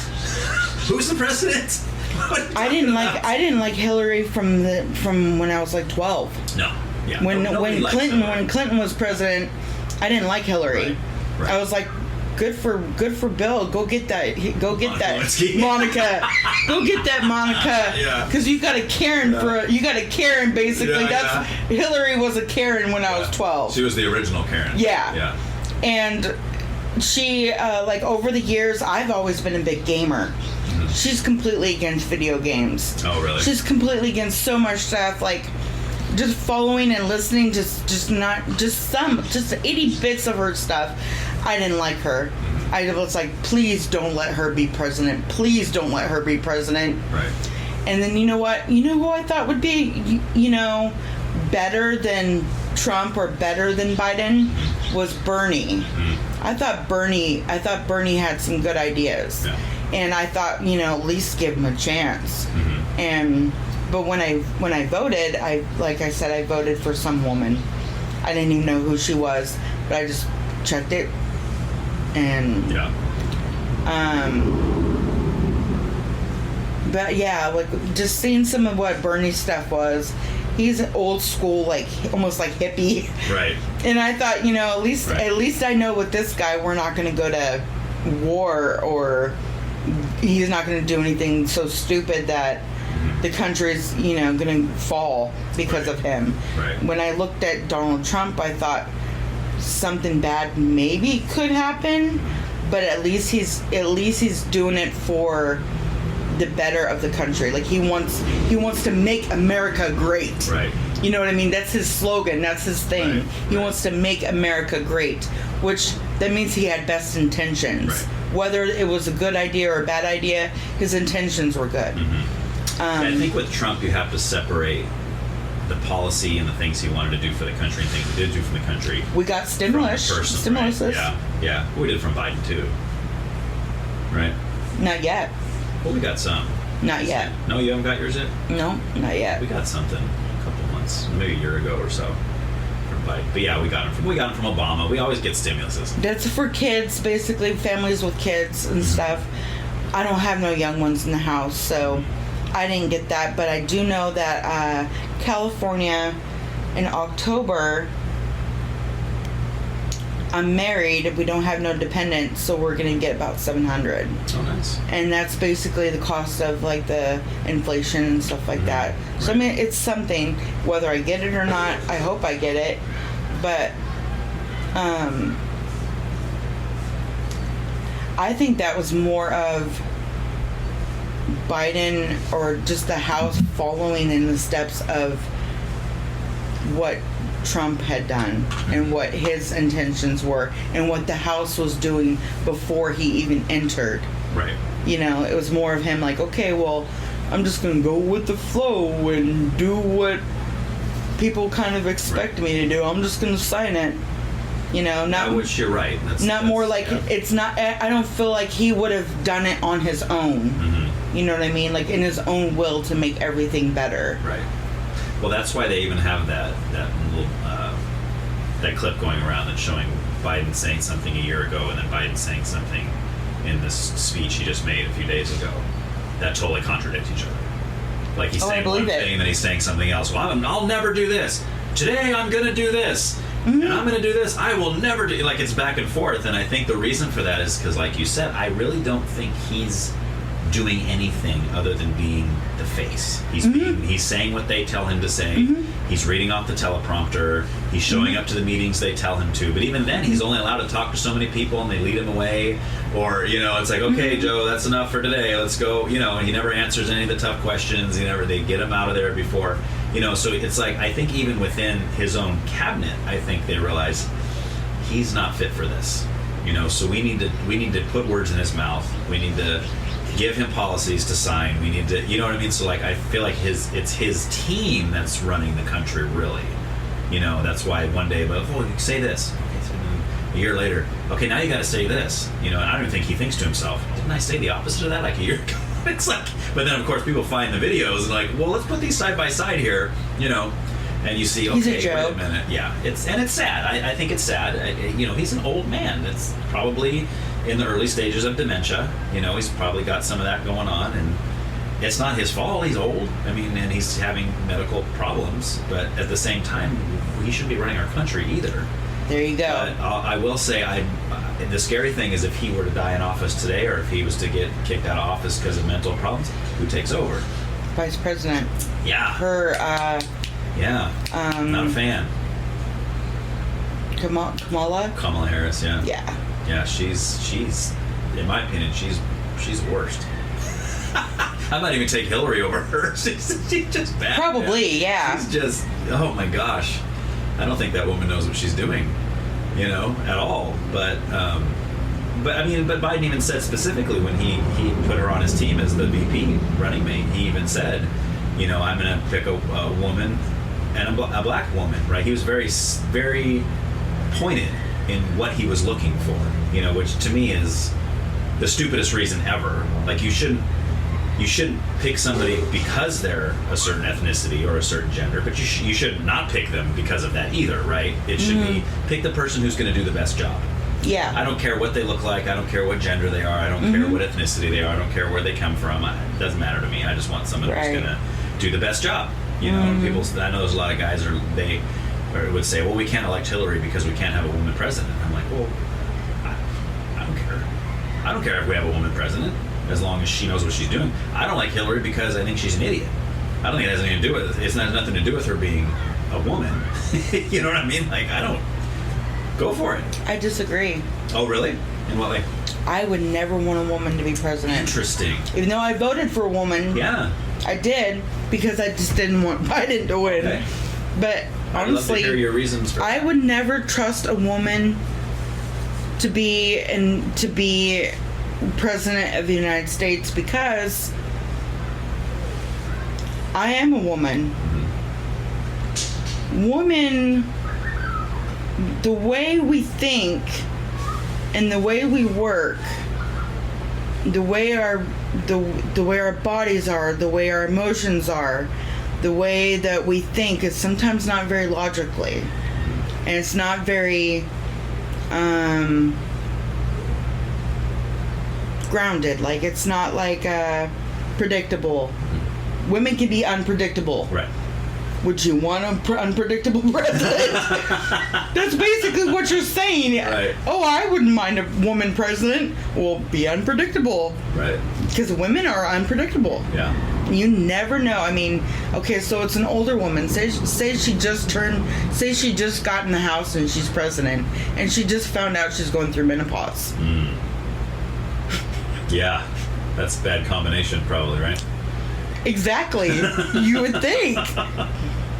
I'm sorry to say, but a lot of women, you know, it's funny, but they'll remember anything from like 1992 or 1981 or 1964. I mean, they'll say, you did this, you did this, you did this, right, you did this. Right. I mean, they will go down to detail, and they'll say, okay, now this is why I'm doing this.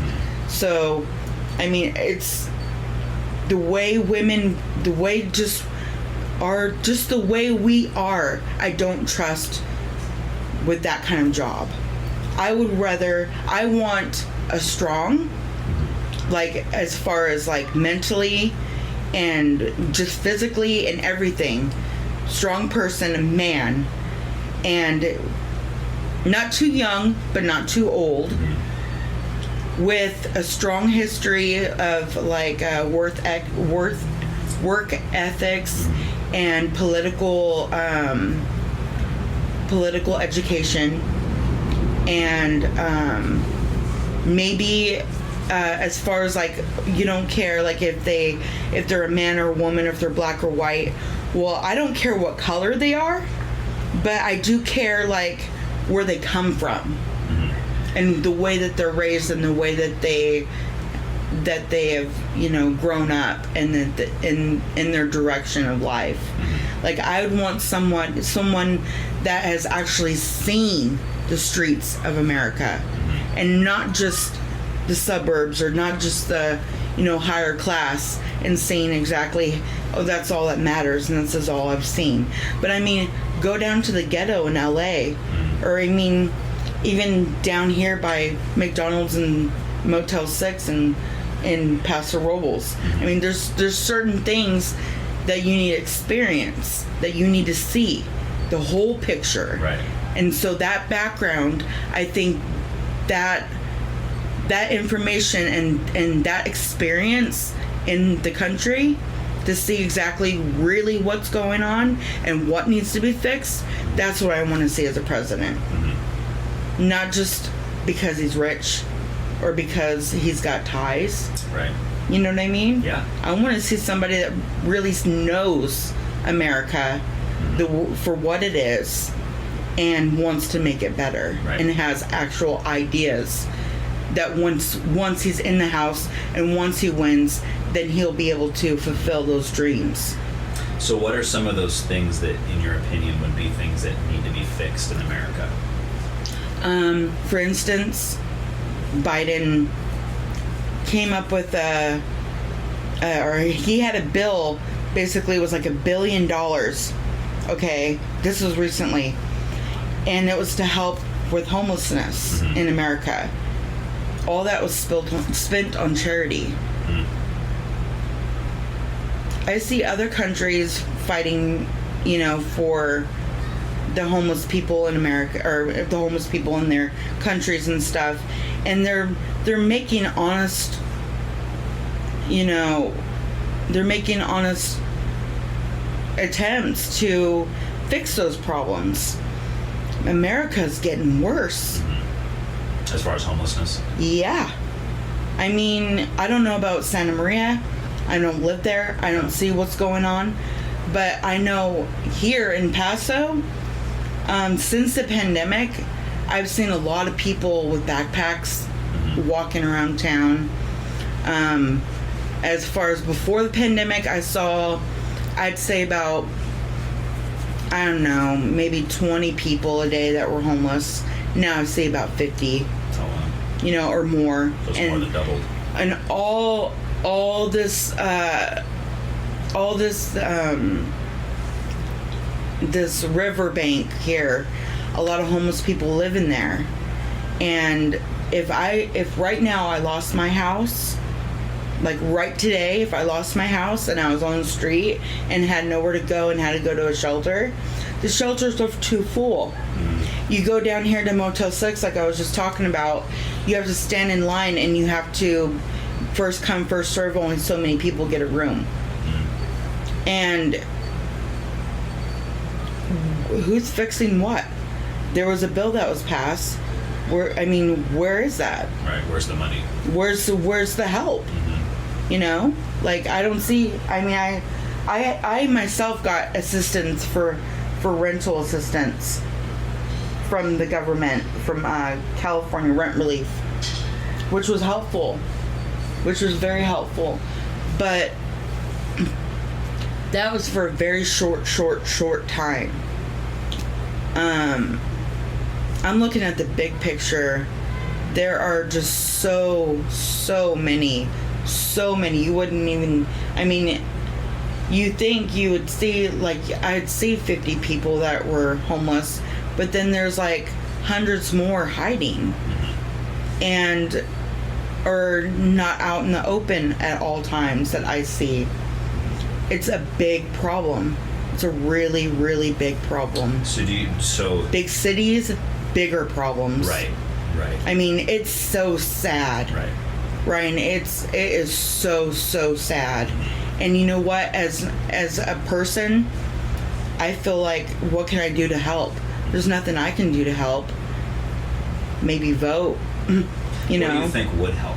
Like let's say you had all the money in the world, money was no object. What would you do to help? Like, what do you think would fix that problem of homelessness? Treating everybody individually for their needs. Okay. Starting from the root of the problem. And, you know, one of the problems is, if you look in America, there's more, I mean, even in certain towns, there's more open vacant houses. There's more houses that are open than there are homeless people. So the root of the problem is like jobs, addiction, mental health. So you think of those three things. If you can fix those three things, a good percentage of the population that's homeless will go up, or will go down. So you think it may be a case by case, like you'd have a caseworker meet with a specific homeless person, and they would talk to them, get to know them, find out if they do have a background of addiction, or if it's just that they can't find a job, and then that caseworker should then start there. There are resources. There are some places that will help, but it's almost like a person gives up all hope or has no direction. They're not going to make it. I mean, if they have an addiction and they don't want to quit, they're going to stay on the streets. Right. And it's going to be sad. Right. But there's so many of them in that situation that it's almost like America's just giving up. Right. Like, people are just giving up. Like, And then, you know, it's stereotypical. You see somebody on the street, you think they don't care. They don't care what you think of them. They don't care about themselves. They don't care that they're living out of the trash can and eating out of the trash can. You mean other people don't care about them? Yeah. Okay. I mean, themselves, they don't care, but they believe, okay, this is just the way of my life. Right. This is just the way it is. And they become comfortable with it, and they live on it, and they think it's okay. It's not okay. It really is not okay. Right. I mean, you don't want to, I mean, as a family man, you don't want to go to a restaurant and walk up and see some man eating out of the garbage. Right. It's going to turn your stomach. It's going to make you feel sad. It's going to make you feel angry. It's going to make you feel shameful. Like, don't you have any shame? Like, you know? Right. And he's like, nope. I gotta eat. Exactly. Yeah. Exactly. But you don't want to see it. I mean, but it's a big part of America. Right.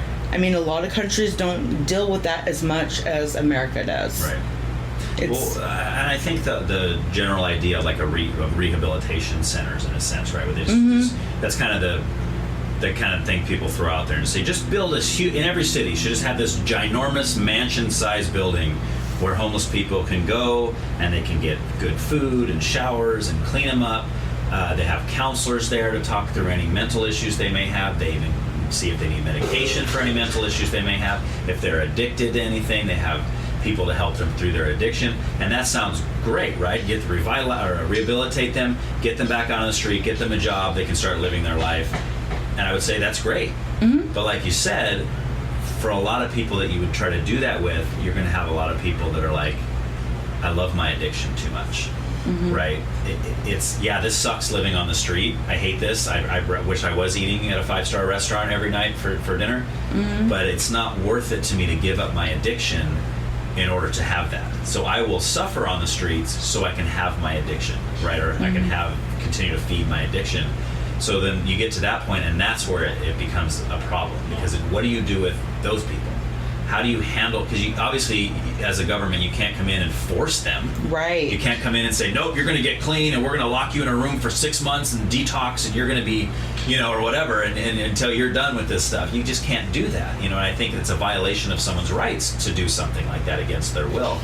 But I know plenty of people that went through years and years of homelessness and addiction and have decided one day for whatever reason, I need help, and went and got help and got through it, right? But it's those people, it's the people that make the decision on their own and say, I need to get out of this lifestyle is not for me anymore. I gotta kick these drugs or alcohol or whatever it may be, and I gotta get right, and there's plenty of people that try to do that and they also fail because it's not easy, right? If you're hooked on certain drugs for years, it's not like you can just one day say, all right, I'm just gonna stop that today. You know what the main problem is though that I know of is there's a place in LA where there's a few blocks of people who are nodding in and out. They're all on drugs, and police have gone through and questioned people like, why are you doing this? Why, like, how did you end up here? And a lot of people with that addiction that don't want to quit is because they have no support. No support system. Like from not someone, not a mother or father, significant other, brother, sister, friend that love them enough to support them to where they want to be sober or live. Right. You know what I mean? Yeah. And that's where the bottom line is. No support. You think that's number one? That's the biggest issue? No support. Yeah, I can see why They all said that, and it's all the same story. Every single person that you see that don't want to quit drugs, don't want to quit alcohol, want to live on the street, they feel like they just don't have their family no more. They don't have the support. Whether they're gone, they're dead, or they just cut them out of their life. It's just sometimes because of the addiction. Right, like sometimes a family might say, I know moms and dads that are like, sorry, if you're not going to give up that drug, you got kicking you out. You gotta get off that drugs. And that's kind of the reason for it. I'm not saying that's always the right reason, right, or that that's the right thing to do, because a lot of times that person's going to be worse off. But if you have a situation, I'm just painting a fictional scenario here. Like, let's say you're a family of 5. And you got your wife and your 3 kids, and the oldest is your daughter, who's, let's say she's now 19, and then you have like a 12-year-old and an 8-year-old in the house, let's say, and the 19-year-old daughter has gotten herself hooked on drugs real bad. She's got a horrible addiction. It's causing her to act out in the house. She's doing drugs in the household. So now as a parent, you're concerned for your 12-year-old and your 8-year-old, right? And what the effects of the older child is going to have. Right. So even though that's might be a heartbreaking decision to make, you might have to make it, and say, look, we love you more than anything. We want you to be off of the drugs, but you're destroying the rest of the household by you being here and continuing to live this lifestyle. So what can we do to help you? And if they say, I don't want help, I love these drugs too much, I'm just going to keep, you're not going to send me to rehab, or let's say you drop them off at rehab and they run away or whatever, right? They obviously don't really want to put in the effort. That sucks, right? Because you're at a crossroad and you're like, well, what do I do here? I would love that child so much that I'd get to the root of the problem that started the drugs. Okay. That's where I'd go. Right. Whether it was they had surgeries and they got hooked on pills. Yeah, that's a big one. I mean, you just got to find out where it came from. Was it friends? Was it peer pressure? And now you're just having fun. Then you know what? You got to look at it. It could be just temporarily. It could be just a phase. It could just ruin the rest of their life. You never know. But as a parent in that situation, I would not give up on that child. Right. I'd find out the root, and I'd find out a way to fix that situation. But do you think it's always something you could fix within your own household, or would you have to go beyond that? I need help. It takes, like, people say it takes community to raise a child, but it doesn't. It doesn't really. It just takes a few good people with good intentions for that human. Right. You know what I mean? Right. So I'd find resources like I said, I would find out what the root was, what the root of the problem was. Like, where did it start? Like, when did you pick up drugs? Where did you pick up drugs? What drugs? You know what I mean? I would. Well, what if they answered and they said, "Oh, well, you know, my friend Janine, she got me started on it, and that's where it started, Mom. That's where I started 3 years ago. I started doing it with Janine, and now I'm hooked on it." So what do you do at that point? Now you know where it started, right? You know would you go over to Janine's house and say, "What's wrong with you?" No, I would explain this. I would explain that people get other people hooked on drugs because they're into drugs because they've had a problem, or because they're insecure in the way. You know what I mean? That they feel like that they're going to be popular because they're going to be liked because they had those good drugs. Right. Their real intention is not good. The real intention is to get you on the street. Do you want to be homeless? Right. Do you want to live in the garbage can? Let's go look. Let's go look down the street. Let's go find some people. Yeah. And I'm going to show you what it's like to be on the street. Right. Do you want that? I mean, let's really take a look. Let's go for a drive. Let's go spend the night over here, and let's look at the way people are living that are addicted to heroin. Right. Look at them. Look at them nodding out. Look at them. Look how gross that person looks. I mean, look how bad that looks. Do you see yourself, I mean, you're 19. Do you see yourself 50 years old, sleeping in a dumpster like you're Oscar the Grouch? Right. I mean, is that what you want? Okay. Now I want you to really take a long, hard look at yourself and decide now what you want, because at one point there might be a point to where I do kick you out, because I'm not giving up on you now, but there may be a time where I do give up because there is no hope. But right now there is hope because it just started. This is what is going to happen because so-and-so got you into drugs. Yeah. Are they going to keep you off the street? Are they going to take care of you? Are they going to do your laundry and pay your bills and make sure you're taken care of and that you eat and it's not in a trash can? Right. Do they really care about you? Or do they care about the drugs? Do you care about the drugs? Or I mean, you know what I mean? Like I would make clear communication of the future and where it's going to end. Right. Yeah, and I think it's wise to show them and not give up. Because once you give up, once you go, oh, well, she's high, I give up, I don't want my other kids seeing it, out. Then they're turning tricks. Right.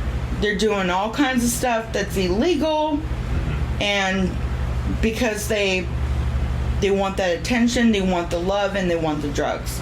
And it's a vicious cycle. Right. It's a vicious cycle on the street, and it only gets worse. And they won't get out unless they get support. And almost everybody that's been on the street said they don't have the support. And there you go. You got your family, your brother and sister at home, and your mom and dad, and they want nothing to do with you because you're addicted to drugs or because, you know. Yeah.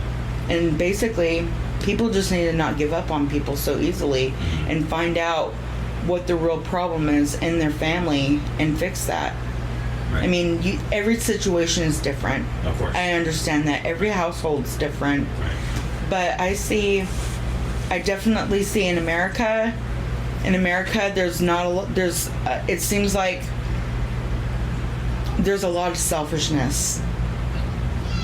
There's a lot of people that are selfish. Totally. And there's a lot of people that are not really thinking about their other family members, or they're thinking about themselves. They're like, well, I can't miss work because she's, because she's high.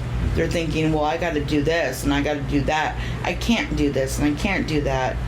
And bottom line is, people need support. Our country needs support, not just from the government, but from each other. But our government starts where they need to think about the big picture and not just the rich, but the poor too. And think that they are people too.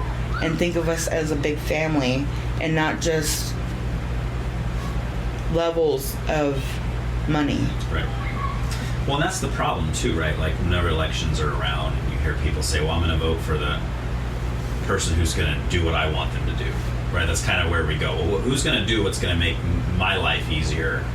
And I don't think that's always the best thing. We should be looking at, like you just said, the whole country. Mm-hmm. Country's made up of different classes as far as finances go. It's made up of different cultures. It's made up of different, genders and everything else, right? You have all these different things happening, and I think the decisions being made should be made for that. Not like, I'm going to vote for this guy because he said he's going to raise the minimum wage to $20 an hour. It's like, and I'd say, well, why do you think that's a good? Well, because I only make $12 an hour now, so that's $8 an hour more. It's like, okay, I know that sounds good, but is that what's good for the whole country, right? Is that going to affect everybody in a good way, or is it just going to make your paycheck look good in the beginning? But that's the way we tend to vote, and it's hard not to vote that way, right? Like, as we see two candidates, we tend to vote for the one who lines up more with some of our issues that we're concerned about, right? Our own morality, or our own sometimes religious beliefs, or anything like that. And you say, well, who's going to be more like me? You know what I'm saying? And I guess I don't think that's always the best way to vote, even though I understand why we do that. It's just normal, for us to want to go that route. But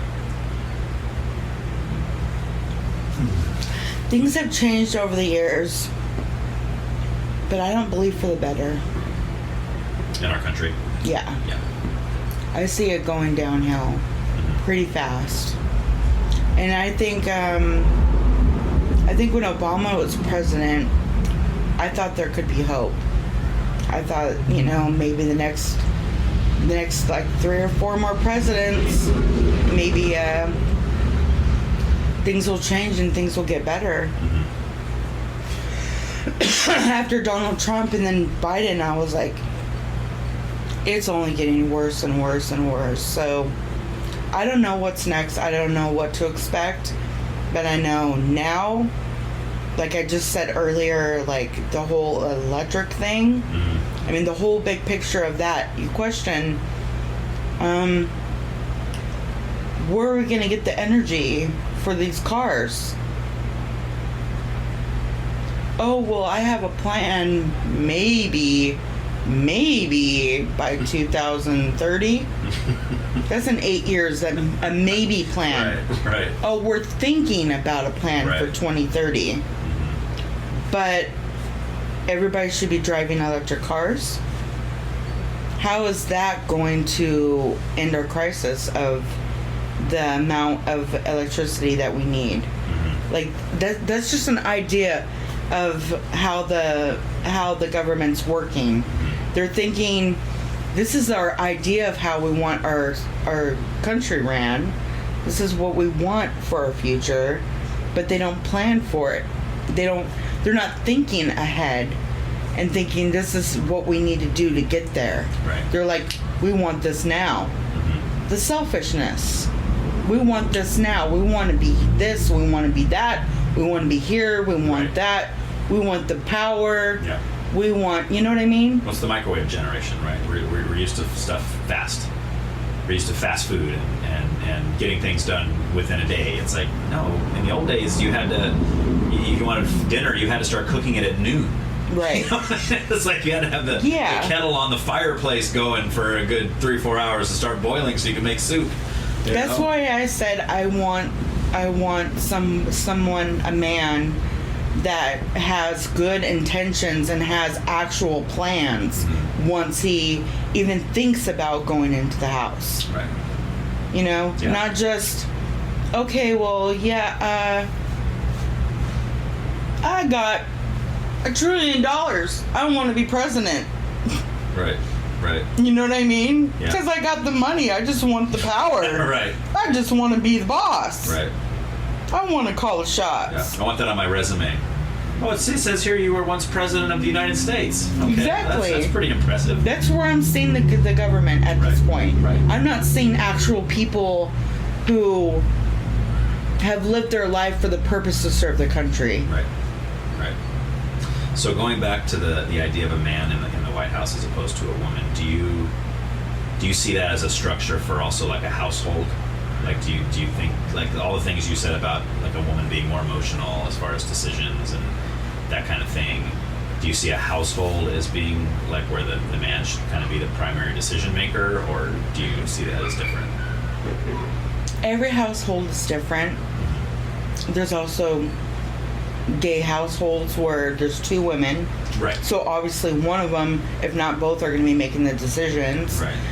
I think whoever's going to make the most rational and the most logical reasoning of decisions should be in charge. Okay. When it comes to that.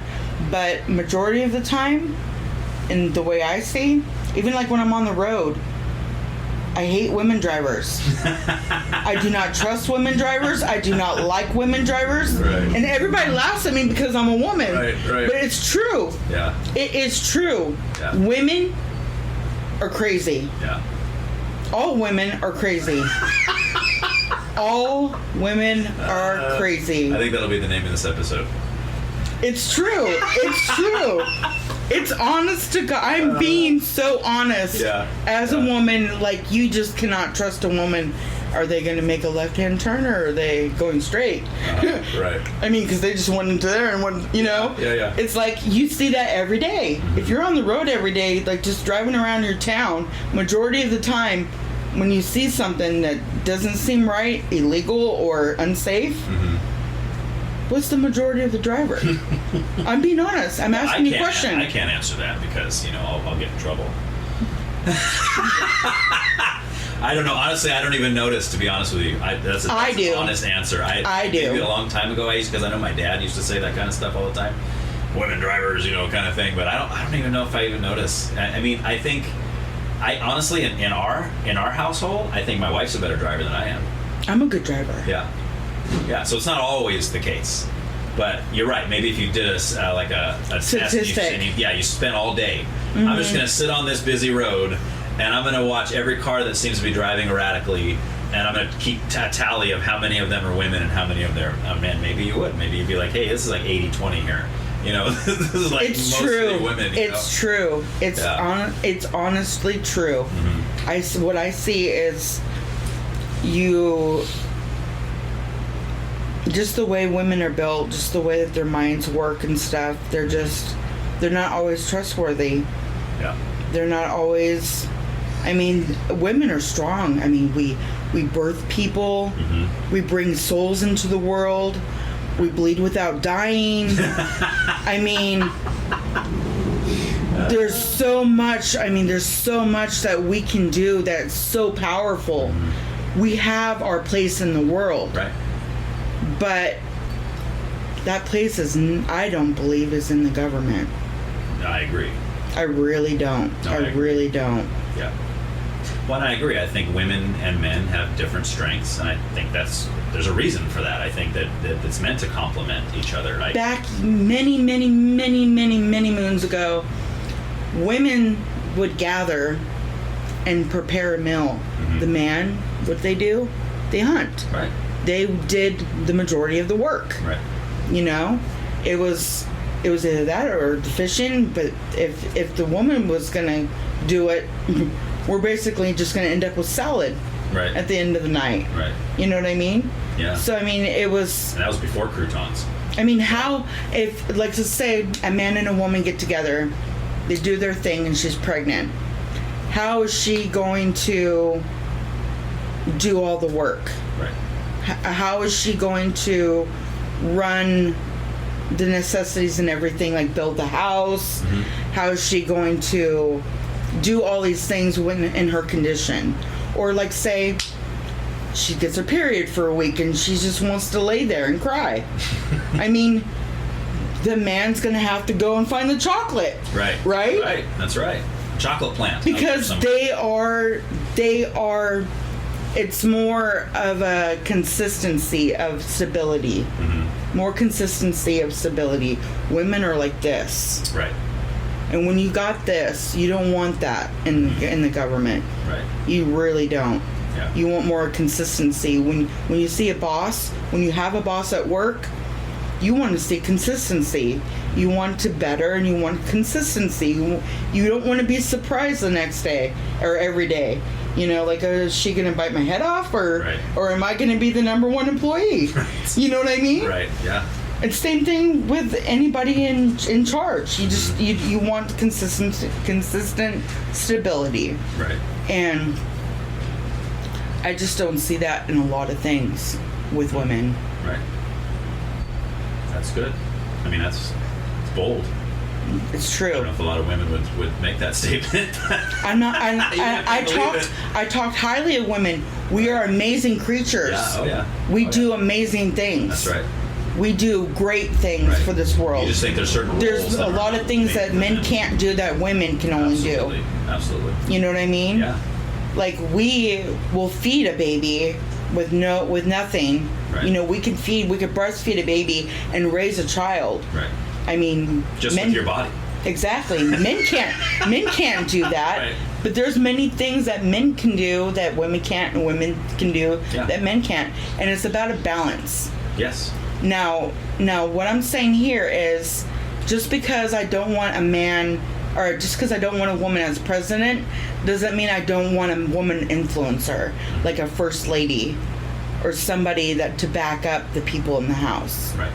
I 100% agree on that. I say behind every great man is a great woman. Exactly. Exactly. I am a strong believer of that. But as far as a president goes, I think definitely would have to be a man. And if we end up losing Biden, I hope it's not very long that, what's her name, Camellia, whatever, is going to be in charge, because I really don't see anything going to drastically change in America with him or with them in presidency. I don't know what you think, but I don't see anything really going to make a difference. If she steps in over him, you mean? If he's still president or she's president for the term that he's going to have, I don't think that there's going to be anything drastic going to positively change for our country. I don't see that I don't see his job being ever a purpose during that time. Right. I don't know what you think. Well, I think I would be concerned only because she's more coherent. She's more, you know, she's still young enough and she doesn't have mental problems, I think, like Biden does right now. And I think she'd be a little more of a strong push as far as policies go for our government. Now, whether or not they're going to let her do certain things, your guess is as good as mine. But I feel like Biden just doesn't. He's just doing whatever they tell him. I'm not sure Harris would do that. Right. Harris would come up with things that she wants done in the country, and she would be pushing for those things. To where Biden's just like, whatever. You know. So that would be my concern. But ultimately, I feel like, well, it is what it is, right? I mean, what can I do about it anyway? Biden dies tomorrow, Kamala Harris is in there, then what? What can I do? Do you think there's going to be a change? Do you think anything positive is going to come out of this presidency, out of his years? Do you see anything that's changed, that's been purpose? Do you see any sort of purpose of his work? No. I don't either. No, I don't. I think our country has gone downhill in every way possible. I think Trump's purpose was to prepare for the pandemic. Yeah. Do you think he did a good job with it?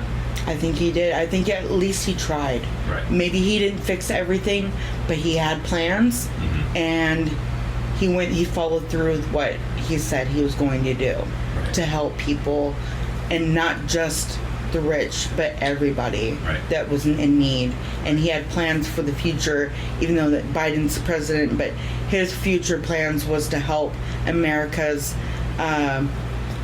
basically a push through inflation and a change in society as far as like technology, advancements, everything that he could have in his control during that time. I think he did very well at doing that, at the best he can. Now, he wasn't the best president. I don't say he's the best president, but at least he did try, and he did do what he could do. And which, in this presidency that I'm seeing with Biden, I don't see anything positive, a change. I see a lot of gas prices going up. I see a lot of food prices going up. I see a lot of more homeless people. I see a lot more negative. Yeah. I see a lot more negative. More crime, a lot more cities being overrun with crime, and yeah. I agree. And I don't see it as being a positive experience of this presidency, but I'm kind of hoping that the next one will be a little bit more prepared. I'm just hoping that whoever is the next president is right now and in the past and now thinking what the real problems are and how to fix them during the time that they have. Not overnight. I'm not expecting, I'm the president, America's great, and everybody's fine. Right. And there's no problems. Yeah. There's always going to be problems. Turn a blind eye to everything, right? But the big problems is what needs to be addressed. And it's serious. It's a big job. And I think with that big job, that's another thing, like, I'm sorry to say, but men usually handle stress a little bit better than what a woman would. Right. And I see a president, making a difference as far as what they do under pressure, and seeing the whole big picture of the real problems and making a difference the best that they can. Right. It's kind of like what Trump did, right, but a little bit more likable. A lot of people hate Trump.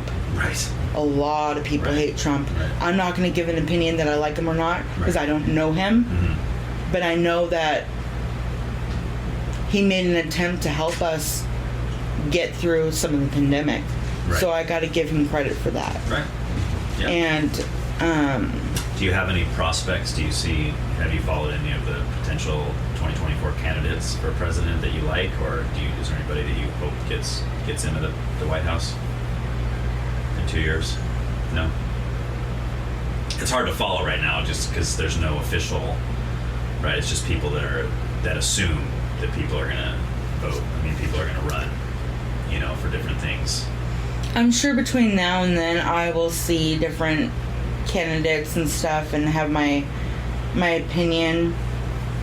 But based on my opinion, I mean, my opinion doesn't really count. I mean, it really doesn't count, but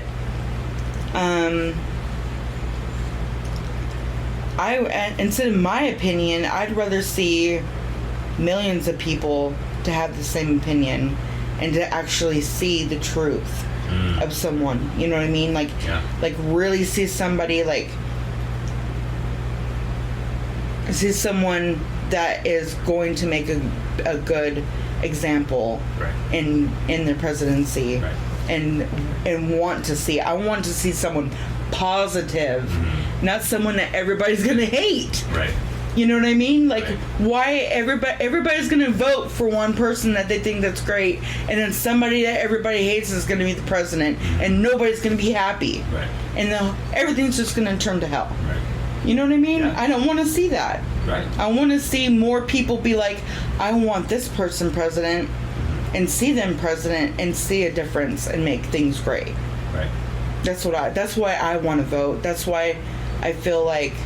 But the problem is, I agree with you. But the problem is, what you think will be great for America, there's a whole group of people that disagree with you. Oh yeah. So that's where the divide comes in, right? Because you'll say, "Oh, I'm going to vote for this president because I think he's going to do these things that I think are going to make America better." And this other group's like, "No, I'm not voting for that guy because he's going to do all the things that you're saying. I don't want those things." Do you see what I'm saying? So I don't think there's ever going to be a time when we're all unified saying, "Yes, we all want the same things for this country, and we're all going to vote for this one guy because he's going to do all those things." I think there's always going to be that divide where you think, "Oh, this is going to be the best thing for this country," and another person says that's going to be the worst thing for the country. You see what I'm saying? So that's why we have to have the voting and the whole process, But I'm with you. But at the same time, I'm like, but as I say, I wish everybody was on the same page. That's a page I wrote that I want everybody on, right? I want this, and I want this, and I think this would do better, and I think our politicians should be doing this, and I think the laws should say this, right? And people might read that list and go, "Okay, Ryan, I agree with 1, 3, 7, and 9, but not 2, 4, 6, whatever, And they're going to be like, "I'm not totally with you, I'm with you on these couple things, you know. So I think that's always going to be the thing. Unfortunately, I've gone through a lot of like really hard things. Like I've had mental problems my whole life, but they've gotten worse over the years. I'm on medication now, but I'm trying to get on disability or SSI.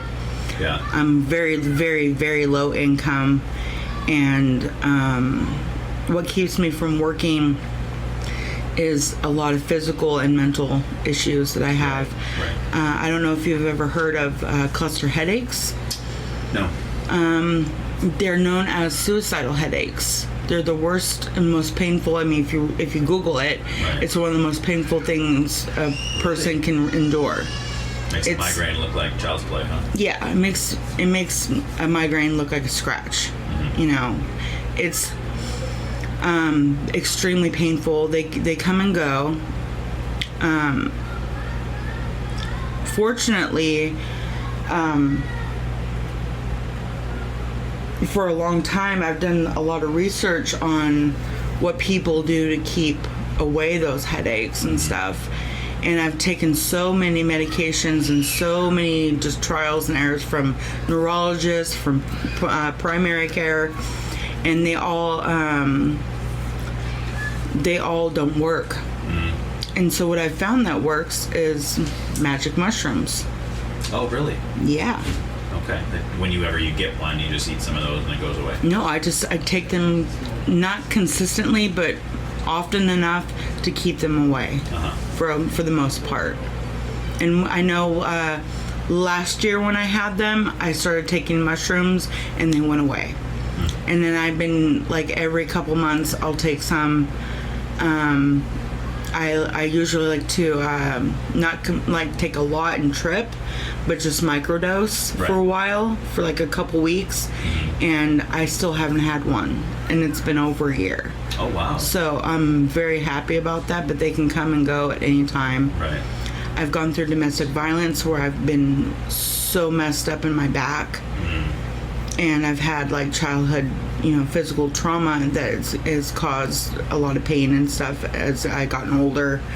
That, like, for somebody who can work, like I think of a job, I'm like, okay, we'll stand at Walmart and check receipts. Yeah. It's simple. Right. I can't even stand in line for very much. I can't even stand. I can't stand. I really can't stand or sit for long periods of time without being in pain. And I'm not always taking pain meds. I mean, I take Tylenol sometimes. I take like a Norco once in a while, but I'm not on consistent drugs, and I don't want to be on consistent drugs. Right. So I'm like stuck. Like, what kind of job can I do? Like, I want to study. I want to do these things because they interest me and because I want to help somebody in the long run. But as far as a job goes, I just can't work. I want to so bad because I want consistency. I want to have like a reason to get up in the morning and something to look forward to. Right. You know what I mean? Right, like a purpose. Sets in, and then all that other stuff. Yeah. Not doing anything. Yeah. But I mean, I feel bad. I just can't do it. No. I really can't do it. Like my ex-husband, the last time we got into a physical fight, I lifted my car hood and was messing with the wires a certain way so that way he couldn't take the car because I needed the car, and he slammed the hood of the car on my back. I mean, that was just the last time. I mean, he threw me downstairs. I mean, there's multiple things where so many things that happened physically to me that like my back is just so messed up that now I have, like, you can tell these patches are all over my body. I have like these rashes all over my body. It's psoriasis. Okay. And I got psoriatic arthritis. So I have arthritis in my hands. Sometimes I can't drive. Yeah. So I can't really hold a pencil or hold something or bag anything or carry anything at some points, or stand or sit or bend or lift. Right. There's a lot that I'm limited to, and I'm not saying I'm like that every single day or every single second, but almost all the time there's something going on. Right. Right. To where it's just really difficult to say I can commit to a 9-to-5 job doing so-and-so and doing this. Right. Like if I was to get a job, let's just say in an office doing just managing some paperwork, which would be simple, but say tomorrow I get a cluster headache and I'm sitting there giving myself injections every 20 minutes. Right. And I'm all looped out. Right. How can I work? Yeah, it seems like the best plan for somebody like you dealing with that would be like if you had a friend that owned a business, right? Because then it'd be like, I'll work for you when I can. Some days I'll be able to give you a 9-to-5, no problem. But then they would be willing to work with you and say, oh, okay, you're having a bad day today. I can't find that. Yeah, I know, it's not easy. I'm just saying. I can't, I know. Ideally, that would be. Ideally, that'd be perfect, Right. but I can't find that. Yeah. I really can't find that. And a lot of people, like with SSI, they're saying, well, there's something you can do. They're like, well, you can work doing house cleaning, or not house cleaning, but like hotel cleaning, things like that. They're like, well, you got social problems, so you won't be working with customers or anything. You can just go clean beds. Yeah. And I'm like, you know how hard it is for me to make my own bed? Right, yeah. It takes a good 20-30 minutes to recover from making my side of the bed. Right. Right. You want me to make 20 beds in 2 hours? Yeah, yeah. I can't do it. That's hard work, I bet. I cannot do it. Yeah. I mean, they're saying there's a job. There's got to be a job you can do. Right. And I'm like, I wish there was. Yeah. I really wish there was. Oh, man. That's rough. I had 2 other children. I have a 16-year-old and a 12-year-old. Okay. And their father took custody of them because we were together. We had the children. We separated. I moved away. He took me to court saying I stole the children because I didn't give him written permission. He didn't give me written permission to move. Yeah. So he basically said I stole the children. So he got custody. And he made it a point to make it the hardest on me as possible is to see them. Yeah. Like now, I haven't seen them in years because he won't let me see them. And it's not because it's me as a mother. It's because he just doesn't like the fact that I left him for another man. Right. You know, so he can't let that go. So it's like, you hurt me, so I'm gonna keep the kids against you. It's like revenge. Yeah. He must be the guy I met in the grocery store that one time then. Because I don't know if you remember, I ran into you in the grocery store. Maybe it was like Target or something, but because you were pushing a stroller. I mean, I'm sorry, a cart, and you had a little kid in there. Like, and I had no idea you had another one after your first. Yeah. And I had 3. There was a guy with you there, and you introduced me to him. I don't remember his name now, but I remember. His name was. Okay, I remember meeting him. So that must have been who that was. Then it must have been early on, because I think you only had one in the cart.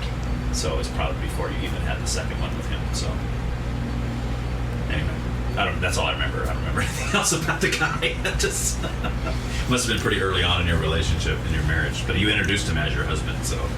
Well, I was with, and we were married for 3.5 years. Right. It was very, very abusive. It was a very, very bad situation. But he was a good provider. I mean, he worked all the time. Bills were paid. I could afford to get the things that I needed for myself and my son. Right. But I mean, he physically hurt me and Elijah. And he was an alcoholic. He was an alcoholic and unpredictable. And it was just a situation that I needed to get out of. And when I met, he helped me get out of that situation. And so I loved him and respected him for that. Yeah. And through the time, like within a few months, I got pregnant that we were together. And right after I gave birth, my son got on disability. So I was able to move out of his parents' house. We were living at his parents. And when I did that, it was because they were controlling. They were like, okay, she needs us. So they were really controlling with me. And I needed to get out of there. And I got my son on disability because he has ADHD and stuff, PTSD.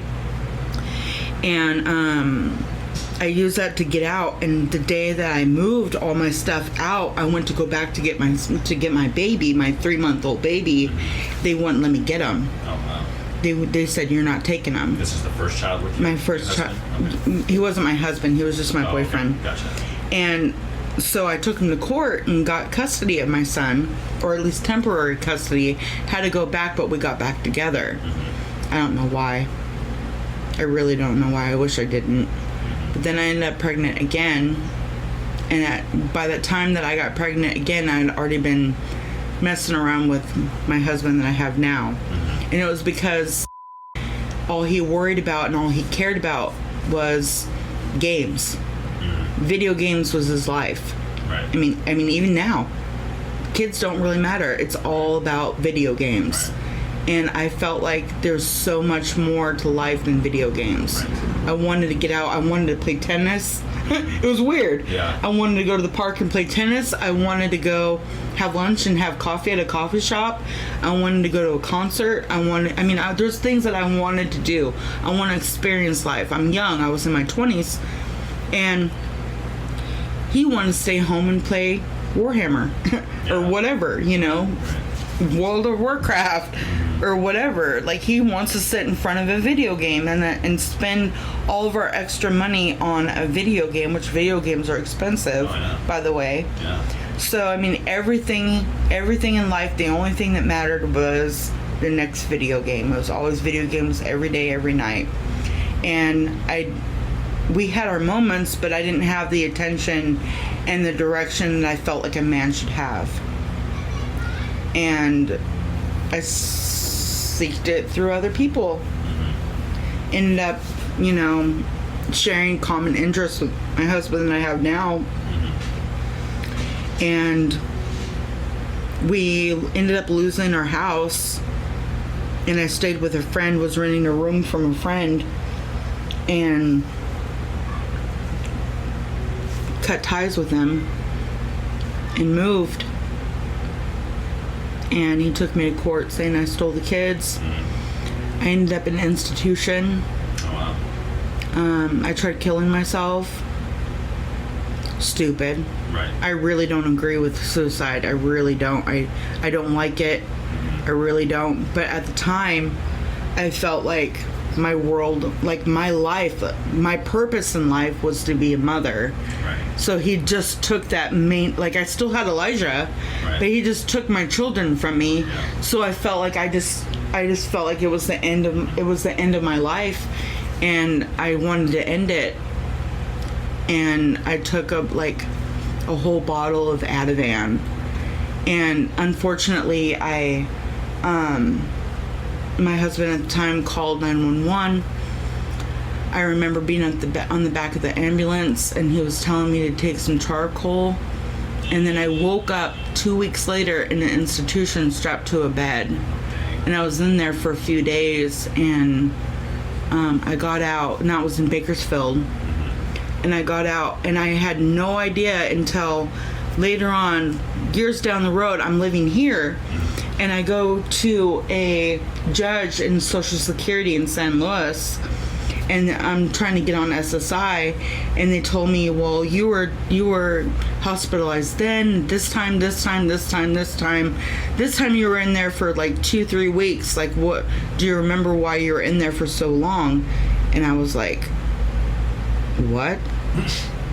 I thought I had gone in the ambulance, woke up, and I was just in the institution. So 2 weeks, you have no recollection of it? I was gone. I was in the hospital for 2 weeks, and I had no recollection of it at all. Were you out that whole time? Did you ask him? You were just out? Nobody told me anything. Like coma almost. Yeah. Okay. Yeah. Wow. I don't know how I got from one point to the other. I don't know. I didn't know at the time how long I'd been gone. Jonathan didn't tell me, oh, you were gone for 2 weeks. He didn't say nothing. Right. Nobody told me anything. I had no idea. Wow. I just lost 2 weeks of my life that I had no idea where I was, what happened to me. Did I die? Right. Was I in a coma? Yeah. How did I get from the ambulance to the hospital to this place where I'm strapped to a bed? Why was I strapped to a bed? Right. Right. Well, let's use that as a springboard then to jump into the spiritual discussion, because if you're talking about were you dead for 2 weeks? Were you in a coma? Did you? Well, first, before I get into asking about that specifically, do you? I already know the answer to this, but do you consider yourself as like a spiritual person? Very much so. Yeah, very much so. We had a conversation about this like 20 years ago. Yeah, driving to visit Brian in Taft, and I assume you still believe that stuff. So when you view a picture that you just gave me of what would happen to you for those 2 weeks, what do you have any kind of like spiritual thoughts about anything that happened to you during that time? Or is it all void of that? Nothing. Okay. It's zero. Nothing at all. It's like, imagine your whole body and your whole mind being shut off completely. Nothing there. Not a thought. Not darkness. Not light. Not nothing. Just like nothing closing exists. your eyes and opening them again 2 weeks later. Mm-hmm. Almost like when you have surgery and they give you exactly the anesthesia. You wake up like hours later. Yeah, it's like you blinked. Yeah, but it was 2 weeks. Right, that's insane. And it was from going from swallow this charcoal to being strapped to a bed in an institution. Right.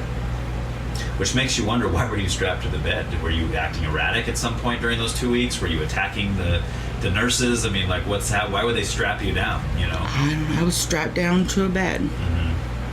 Wow. Those have been my questions. I woke up, I was strapped to the bed, someone came in, I couldn't leave the room.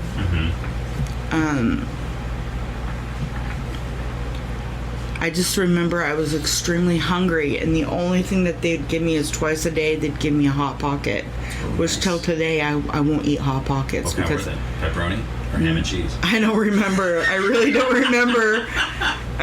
remember. I just remember the Hot Pocket was extremely hot and cold in the middle. Of course. Always, right. And I loved Hot Pockets before that, but because of that experience, I put together Hot Pockets with that bad experience, and I just can't get myself to want to eat it. Right. And when I look at them, I'm like, Do you know Jim Gaffigan, stand-up comedian? No. Oh, he's pretty funny. Look up his bit on Hot Pockets. He'd probably relate to a lot of it, because he says even that he's like there's only two flavors. There's lava hot or ice cold. One or the other, right? Right. It's pretty funny. Yeah, you should listen to it. It's hilarious. So just start kind of tell me about your spiritual beliefs. Like, when have you always believed in that kind of thing, or as far as you can remember, or was there a certain point in your life where you started to think about spiritual matters? Or spiritual matters changes from person to person. Everybody has experiences in their life and questions in their life, which may be answered by certain people. And it takes the person to either believe it or not to believe it. So it's just a matter of, I think religion is just a matter of beliefs. Okay. Whether they want to follow it or not. Everybody's different. So, I mean, when I was 4 years old, I tried to commit suicide. I drank a bottle of lighter fluid. At 4 years old? Yeah. That's what you were trying to do? Yeah. Oh my God. And I died in the back of the ambulance, and when I went to the other side, somebody was walking me, like holding my hand and walking me. That's what I remember, and that I was going to be okay. I've had multiple attempts to suicide, and they never worked out. There's always someone there, or something happened where I was saved. So I've always felt like at this point in my life, for a long time now, for a very long time now, I've known that I've have a purpose, and no matter if I die or if I try to die or not, it's not going to work out unless it's meant to happen. And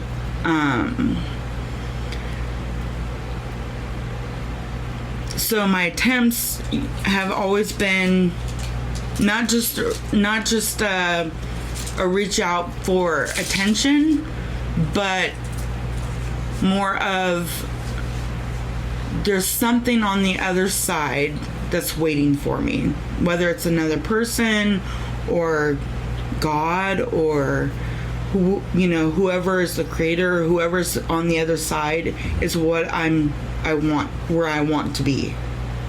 not so much in this life. Right. So I feel like I believe that there's something else that I'm meant to, a purpose where I'm supposed to be. So it's kind of like where I felt like I lost my kids, where I need to be somewhere else. But that's not the case. I still need to be here for Elijah. Right. I'm still a mom, I'm still responsible. Right. So I kind of feel like I'm not done with this life. Right. That I still have purpose. And as far as spirituality goes, I have questions every day that are sometimes answered, whether they're honest or not. I question myself all the time. I believe, I really do believe that there is a creator, that there is God, whether he's a man or not, woman, man. I don't think it's a man or a woman. I think it's just a spirit. Okay. I think it's some kind of like being that that has created life, whether it's through the whole world and the whole universe or just this world. But what I've been questioning myself is that I haven't read the Bible recently, but I've read the Bible on and off throughout my life, and I know a lot of the stories and stuff. I know that Lucifer was an angel, and he was kicked out of heaven. And it wasn't because he was the devil, because he's not the devil. He was an angel, but he didn't like the way that God was ruling, the way that God had his rules and his things. God has created, whoever the creator is, has created evil, and has bad intentions as well as good. He's good and bad. Because I mean, if you believe that he created you, what makes you believe he didn't create somebody that was a serial killer? Right. You know what I mean? Right. So it's you can't just say God's only good, right? Because God's not just only good. Right. He can also do evil things. Yeah.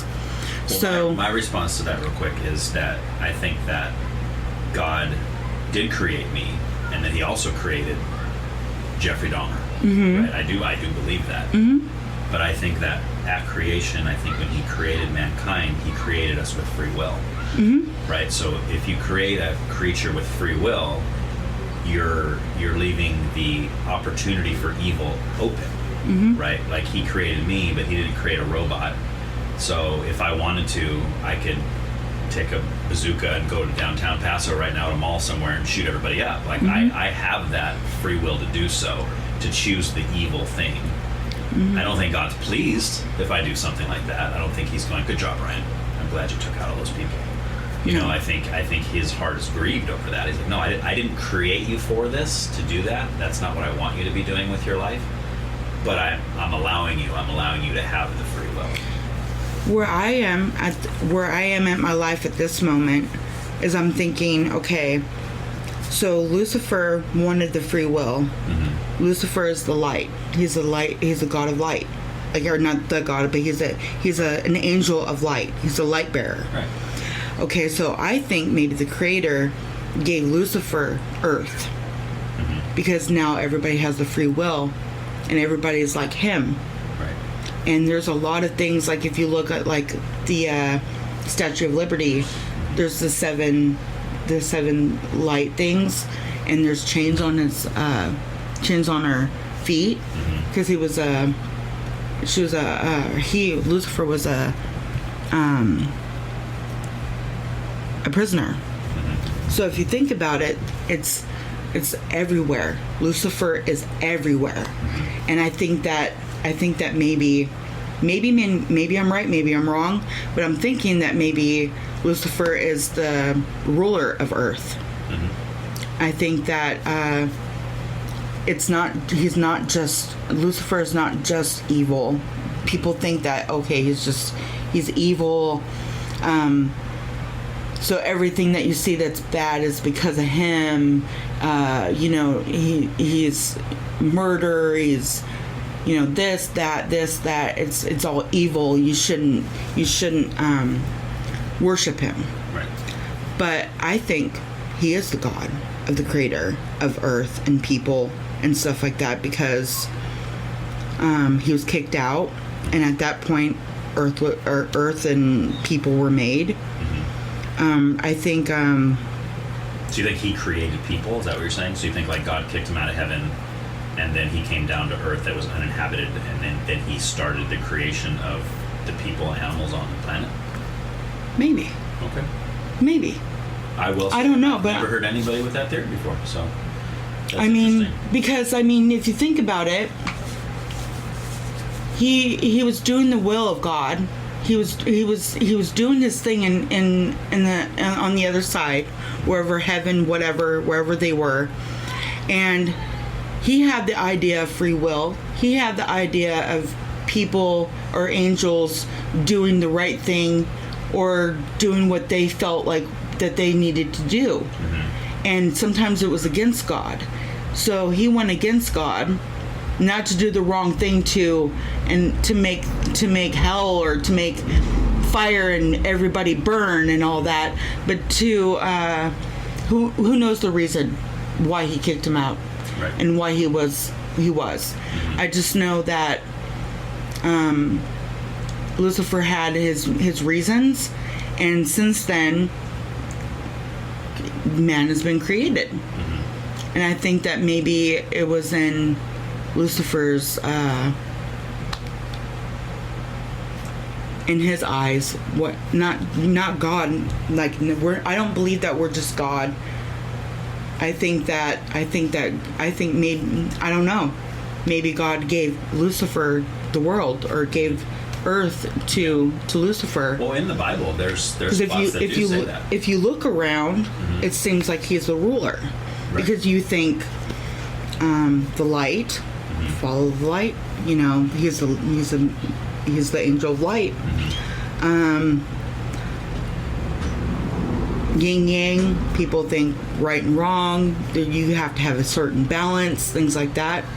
Well, Lucifer is the same way. Free will, things, just everything that people believe that God is not God, is actually Lucifer. Okay. That's what I think. But do you see God as a different entity than Lucifer? You think they're two separate things? Yes. Right? Yes. But you don't see one as good and one as bad. You see both of them as both. Mm-hmm. So like God that you're describing as both good and Mm-hmm. evil, to where Lucifer is also good and evil. Mm-hmm. Do you see Lucifer as a creation of this God that you're referring to, or do you think that they, like, in other words, who created Lucifer? I think God is imperfect. I think he's both good and evil. Mm-hmm.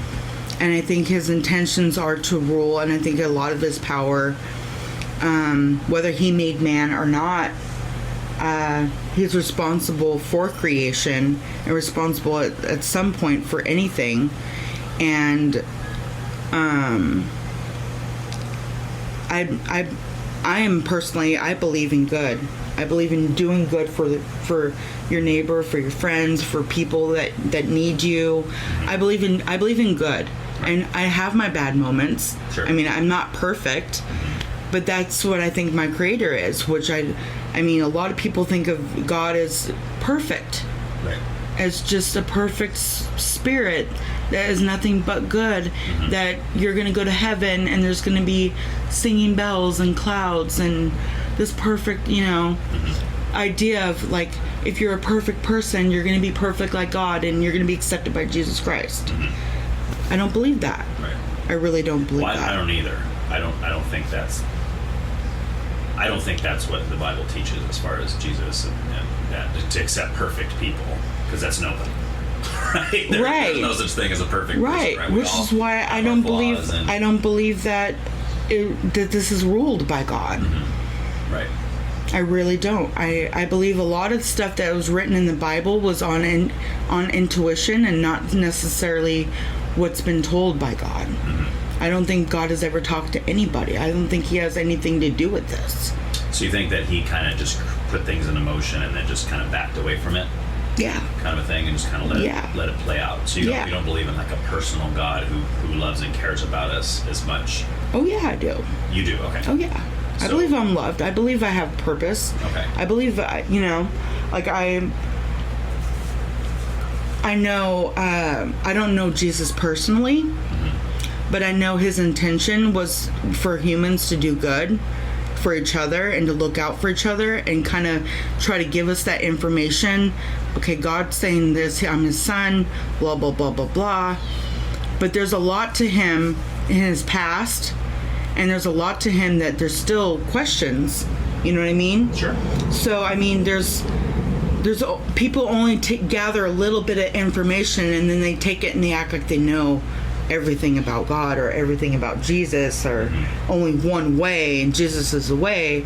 Right. Well, Jesus happened many, many years ago, and that wasn't even his name. People celebrate Jesus' birthday on December 25th. That wasn't even his birthday. Right. What would you say his name was? I don't know. I didn't live then. I agree with you on the birthday thing. I didn't live then. That's not, Jesus, historically, he was probably born in summer, is the way it sounds, but not in December, for sure. Not in the cold months, of that time. But I would agree that his name was Jesus. I think historically, I think that's, even in non-religious sources, they'll say there was a man named Jesus who lived 2,000 years ago in this area, and he did claim these things, and he was said to have performed miracles, right? Like that's the way the secular book would present it. It would say he did do these things, because it's not a religious history.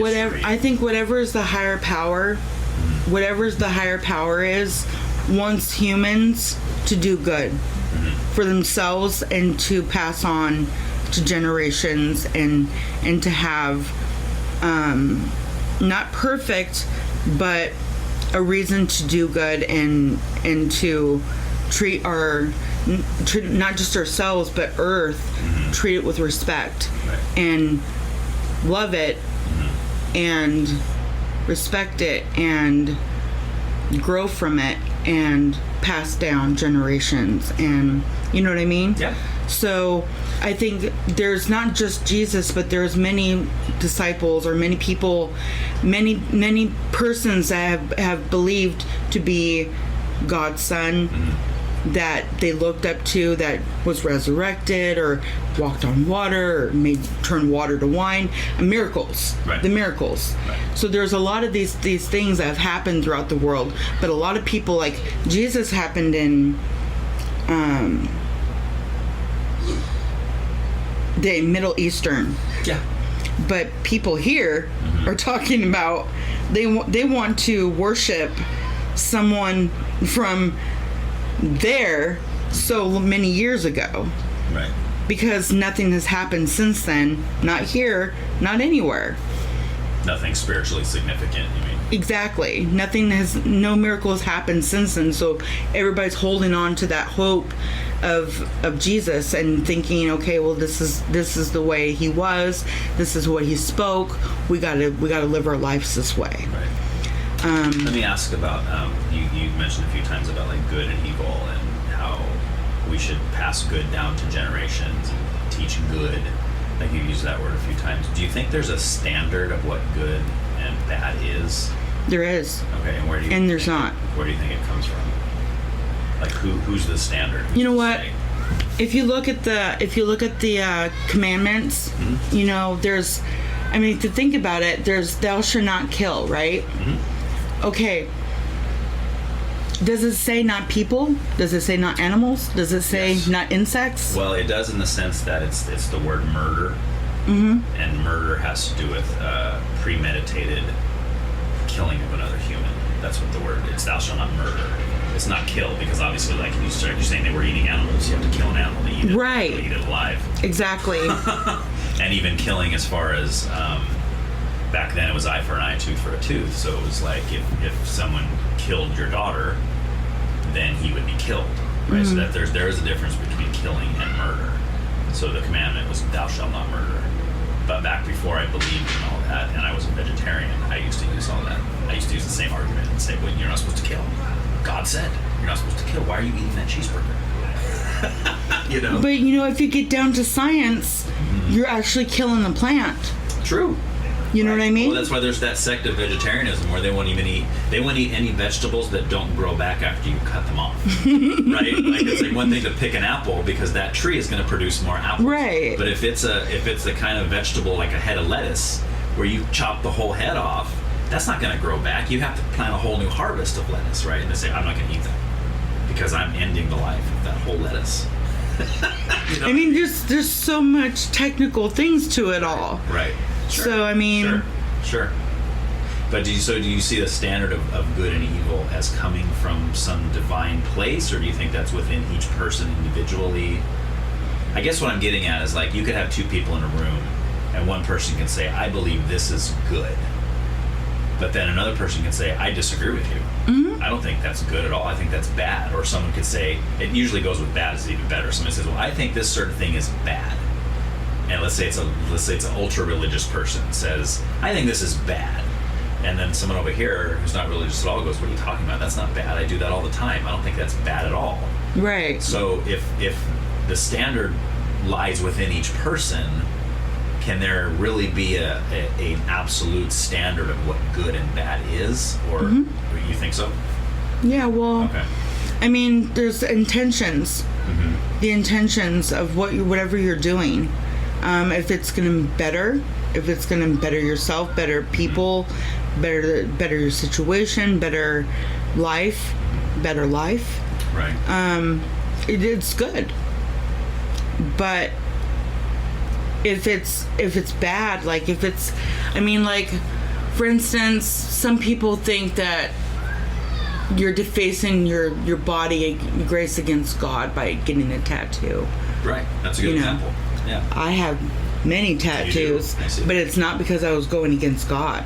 Right. I wasn't thinking, I'm going to get this butterfly because I hate God. Right. Or because I hate my body. Right. No, I'm just expressing myself. I'm doing what I want to do with my body while I have it. Right. You know what I mean? Sure. So it's not because I'm intentionally being bad or intentionally being good. Right. It's just, I'm just doing. So would you say then, if your intention was, if someone came to you and said, hey, I'm going to go get a tattoo, and I'm going to get it of this picture of God with a line through it, because I hate God, would you at that point tell that person that's a bad decision? That's a bad thing for them to do? I'd say I wouldn't get it, but if you want it, you want it, go for it. I mean, Jonathan's a tattoo artist, and he's done pentagrams and upside down crosses and things like that for people. Well, you have to in that business. You can't tell people, no, I'm not going to do that. Well, he can. It's his choice to do it or not. Right. But it's not that he's going to have to live with it. And everybody has their personal beliefs, and everybody has their own personal choice. Right. Whatever they think. I mean, but from your standpoint, you would say, maybe to yourself, maybe you wouldn't say to that person, but I don't think that's good. For an example, I got this. This is a pentacle, not a pentagram. Right. But my brother is a Jehovah's Witness, and he said I defaced my body, and that I'm evil, and that I'm a witch, and I'm this. I mean, he said all these horrible things about me, and didn't want to talk to me for a few months because I got this tattoo. This tattoo it's got elements on it, and it's more of like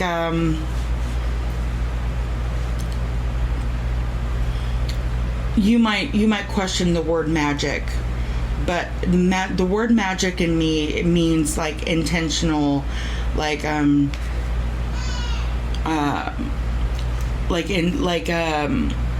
taking rocks and herbs and things like that, and burning candles and saying, and kind of like a ritual, and saying things that I intend to happen, and kind of, it's almost like a prayer. And I feel like I use good energy, not bad energy. I don't want bad juju in my house. You know what I mean? Nobody wants that. Right. But some people will practice that, and they'll think of revenge and hate and practice black magic. Right. I don't do that. I think of God, and I think of not just God, but of nature. I like to think of nature as being our healer.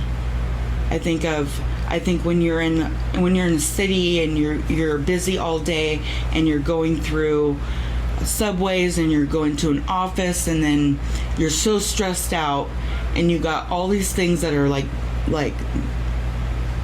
negative and stressful and all that, And then you go to the beach and you see the sunset, or you go on a hike and you feel at peace. Right. Like, I feel like I, want to use that nature as my healer. Right. So that's what I believe. Yeah. I don't think this is going to be as far as my belief of, I worship the devil. That's not the case. Right. I think everybody's going to burn in hell. Right. And I'm going to burn in hell. And we're all, I'm going to be a demon.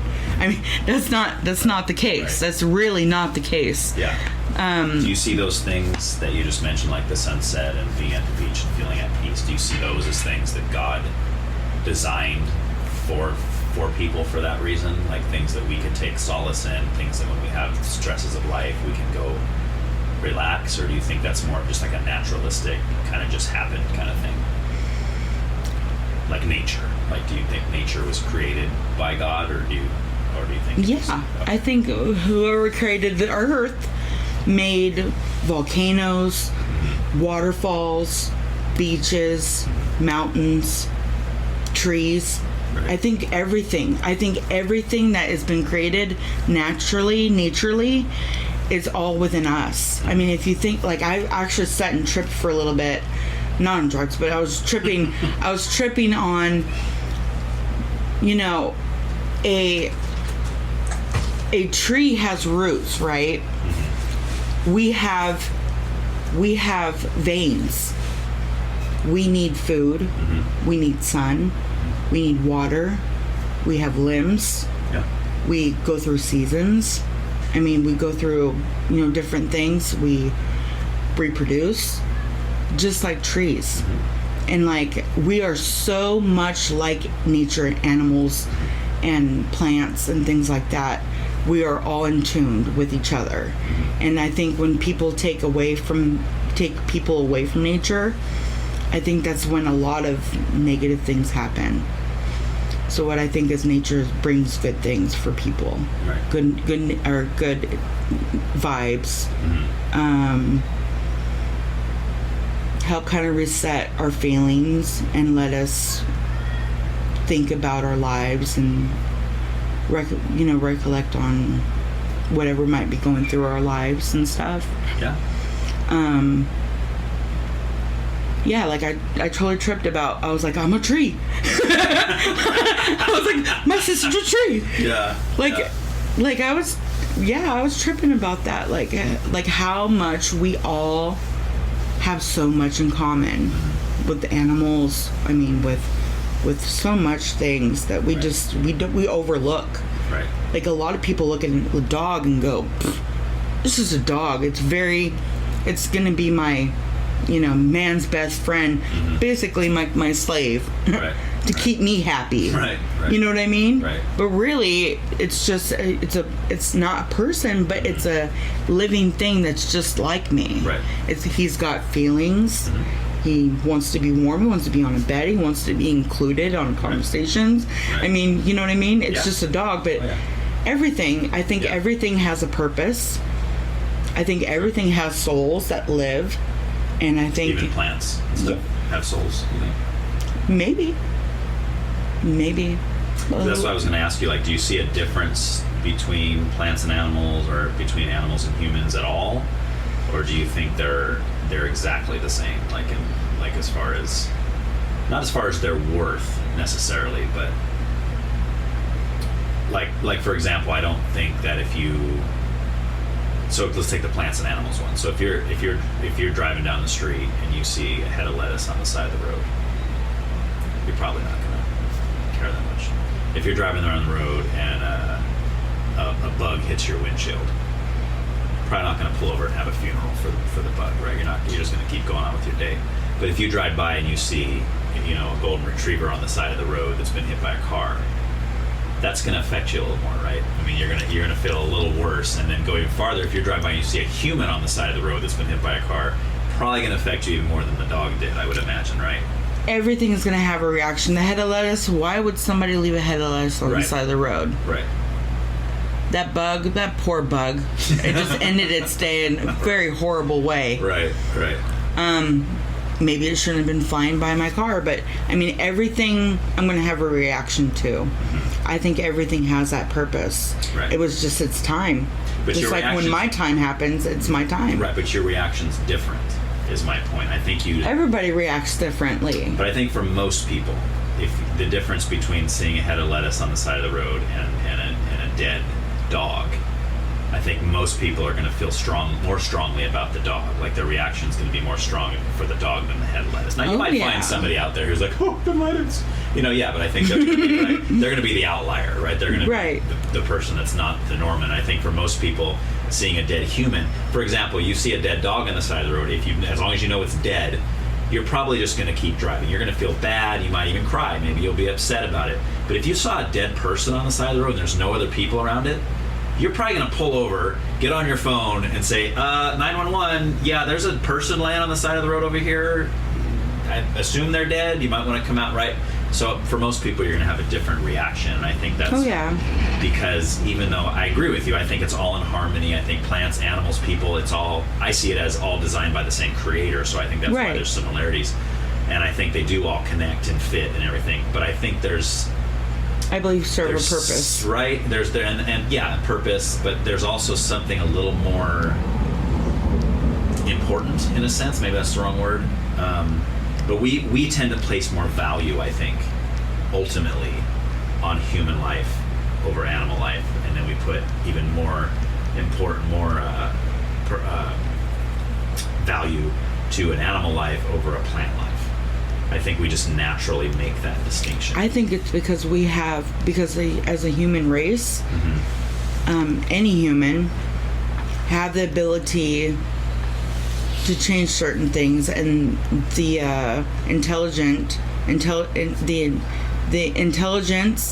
and the physical way of, like, for an example, my dog can't move this coffee table over, but I can. Right. So he's looking at me like, well, you're more superior. Yeah. I think because you have thumbs. Exactly. I mean, I have the ability to make a difference. I have an ability to go in there and open up a can of food. Right. For him. Right. So he's looking at me not just as God, but like as a more superior. You're his provider. Exactly, provider. Right. Because we, as humans, are superior in the world. Right. Compared to everything. I mean, no animal can do what we can do. But there's certain things that animals can do that we can't do. Right, and sometimes that's a detriment. Like, you never see on the news that a dog shot up a school. You know what I'm saying? Like, there's but they do bite people. True, but not on such a mass extent. Right. You don't see a group of them getting together and be like, all right, guys, we're going to go down, we're going to commit this crime, we're going to go rob 12 banks in a row. Like, I think the fact that we have intelligence beyond what an animal has can be a detriment too, right? Because we can use that for the wrong things. To where an animal really can't. I mean, an animal might bite somebody, but that's out of fear. It's out of them feeling like this person's trying to hurt me or hurt somebody I love. I was at a friend's house one time, and they were having a big old party in the backyard. It was for somebody's graduation, I think, or something. There's backyards full of people, and they had somewhat of a new dog, new to me. I hadn't been around him that many times, and I was chasing my nephew around, playing with him.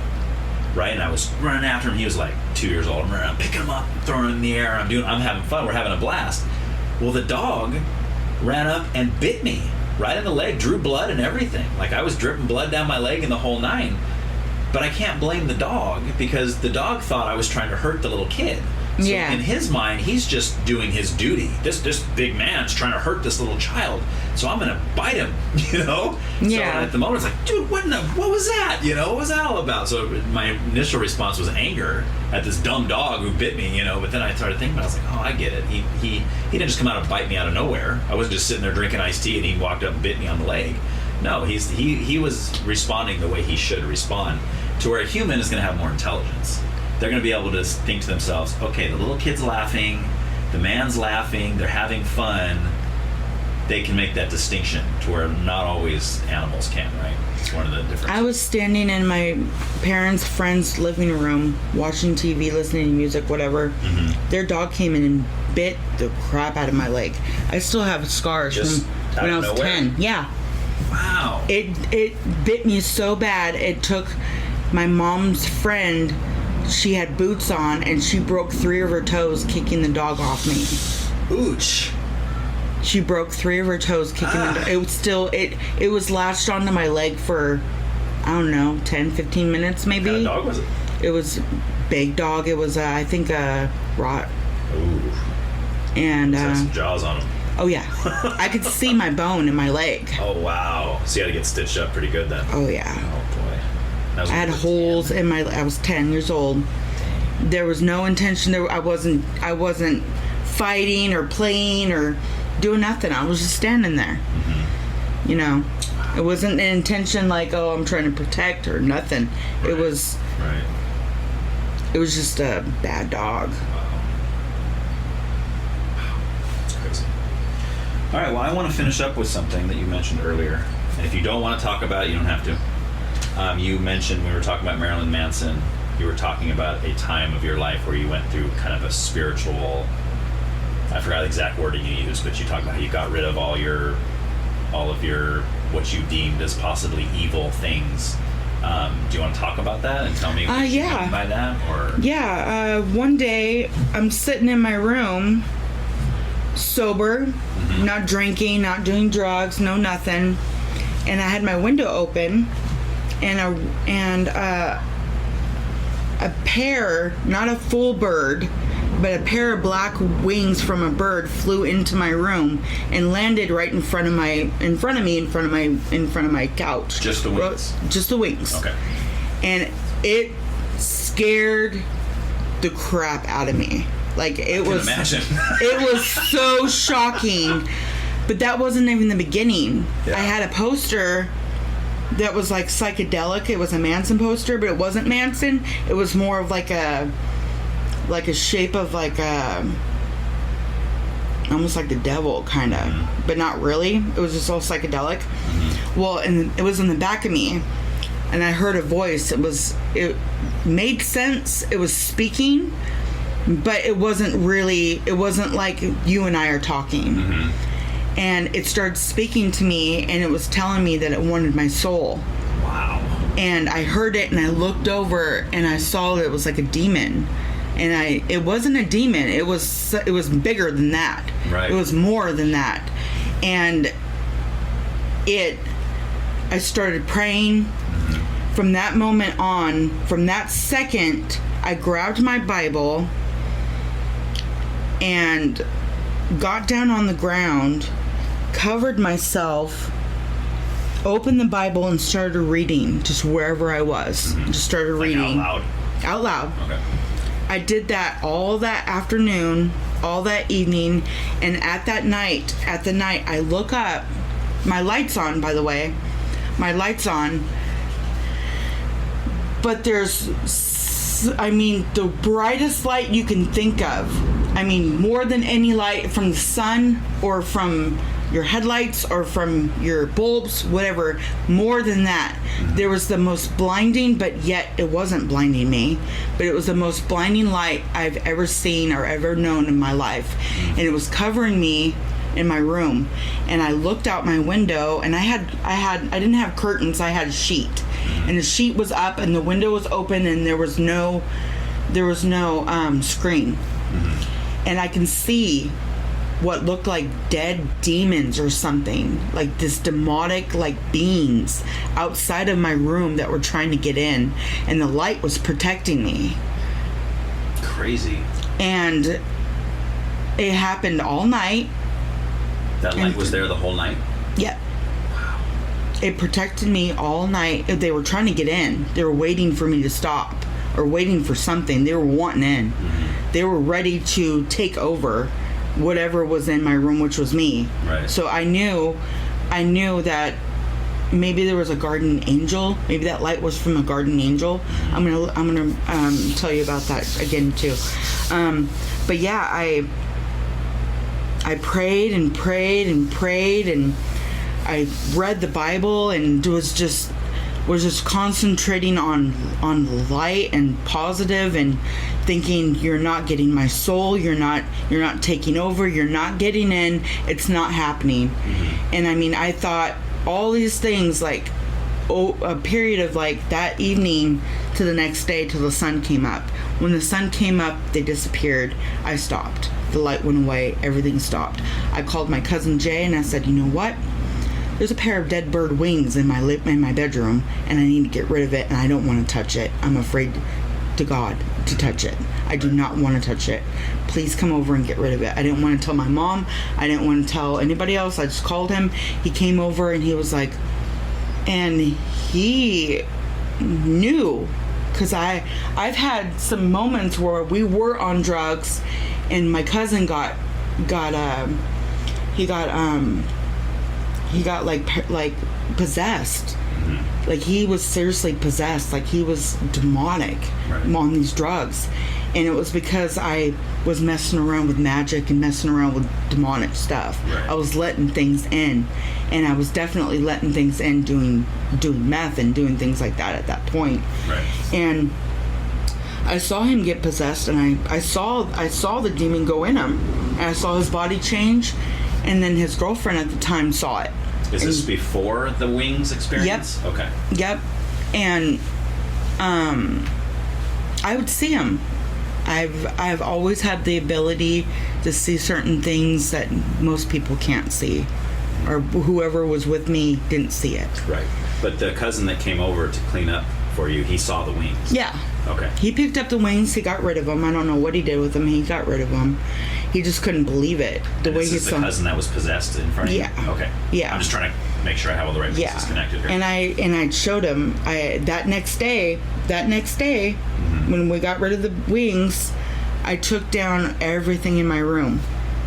All the pictures of Manson. Because you felt like maybe that was a cause to... I didn't know what it was. It was me. It was me. It was what I was surrounding myself with. It was the feelings. It was the intention. It was not good. I felt like the devil was like giving me power. And like I didn't at the time. I never gave my soul to the devil, but I felt like he was giving me power. And I let that in my life, and I let it run. I let it run my life at one point. Until that moment. A lot of people think it's cool to worship the devil, and they think it's really cool. When you get to the point to where you actually see something like that happen to you, you're either gonna say, "Oh yeah," or you're gonna really think twice that, okay, it's real. So I'm a real being, and I probably have a real soul, and that's really evil, and that wants my soul. And I mean, that was not made up. What I heard was that he wants my soul. It's true. I believe we have a soul. I believe that there is evil, and they do want to take souls. And I know that because I actually physically heard it and seen it. So I believe it. I mean, it's not hearsay. It's not what the Bible says. It's not what the church says. It's not what you say or what he says or what my child says. It's not even what I think. It's what I know as far as truth. What I actually saw when you see proof in your eye with your eyes of something that physically had happened that you know is proof, it can change a person. It can really change a person. I think it changes people even to hear you talk about it. Like just listening to you tell the story, I think is impactful even to me to sit there and listen to you tell that story. It's like, it's the truth. Right. That's crazy. And I mean, I can only hope that people can listen to me when I actually tell that story and believe that there really is certain things like that can really happen to somebody. And it's no joke. It's really no joke. I'm not kidding. I'm not over exaggerating. I'm not trying to get attention. I really know for a fact that this really happened. And it was an experience. I mean, I haven't talked to Jay in a long time, but I can call him now and put you on the phone with him, and he can tell you that he went over there and got those wings out of my room, and what I did that day when I took everything down. I went from devil worshiper to, oh my God, Yeah. I really got to think twice about my life. Right. And how old were you when this happened? I was 18. Okay. And now, is this something that did it last? Like, as far as, because obviously, would you see yourself now putting the things back up on your walls that you took down that day, or are you still like, no way I would ever do that again? No obsessions. Okay. I don't have any obsessions. Okay. I really don't. I don't have 100 pictures of Frankenstein on my wall. I mean, I have a little bit of things, you know, cool things, right. But I'm not obsessed. I don't have obsessions and putting my energy and my soul into it. When you put your energy and soul into something, you're gonna pay a price. Right. And it could be that soul. So you think that that's mainly what it was? It was that you're giving your whole self to this obsession, and now in life you don't see yourself doing that in anything anymore. You just kind of. And it's not that I'm a Bible thumper and I'm all, oh God this, oh God that, I'm never gonna cuss, I'm never gonna do this. No, that's not it. That's not it. I know my purpose now is not my purpose, but I know now what I was doing then was I was so obsessed with certain things, like opening doors, getting people to come to me. Like I would take people's like hair and like articles and stuff like that, and like almost like pray, but kind of like chant certain things, and they would show up. And I thought that, you know, like for instance, my grandfather that raised me was my dad, and he abused me for so long, and I wish that he was dead, like to the point to where like I was like almost willing to give my soul just to get rid of him. Right. But I felt like when I was 16, I started like thinking all these, like, okay, God is making all these bad things happen.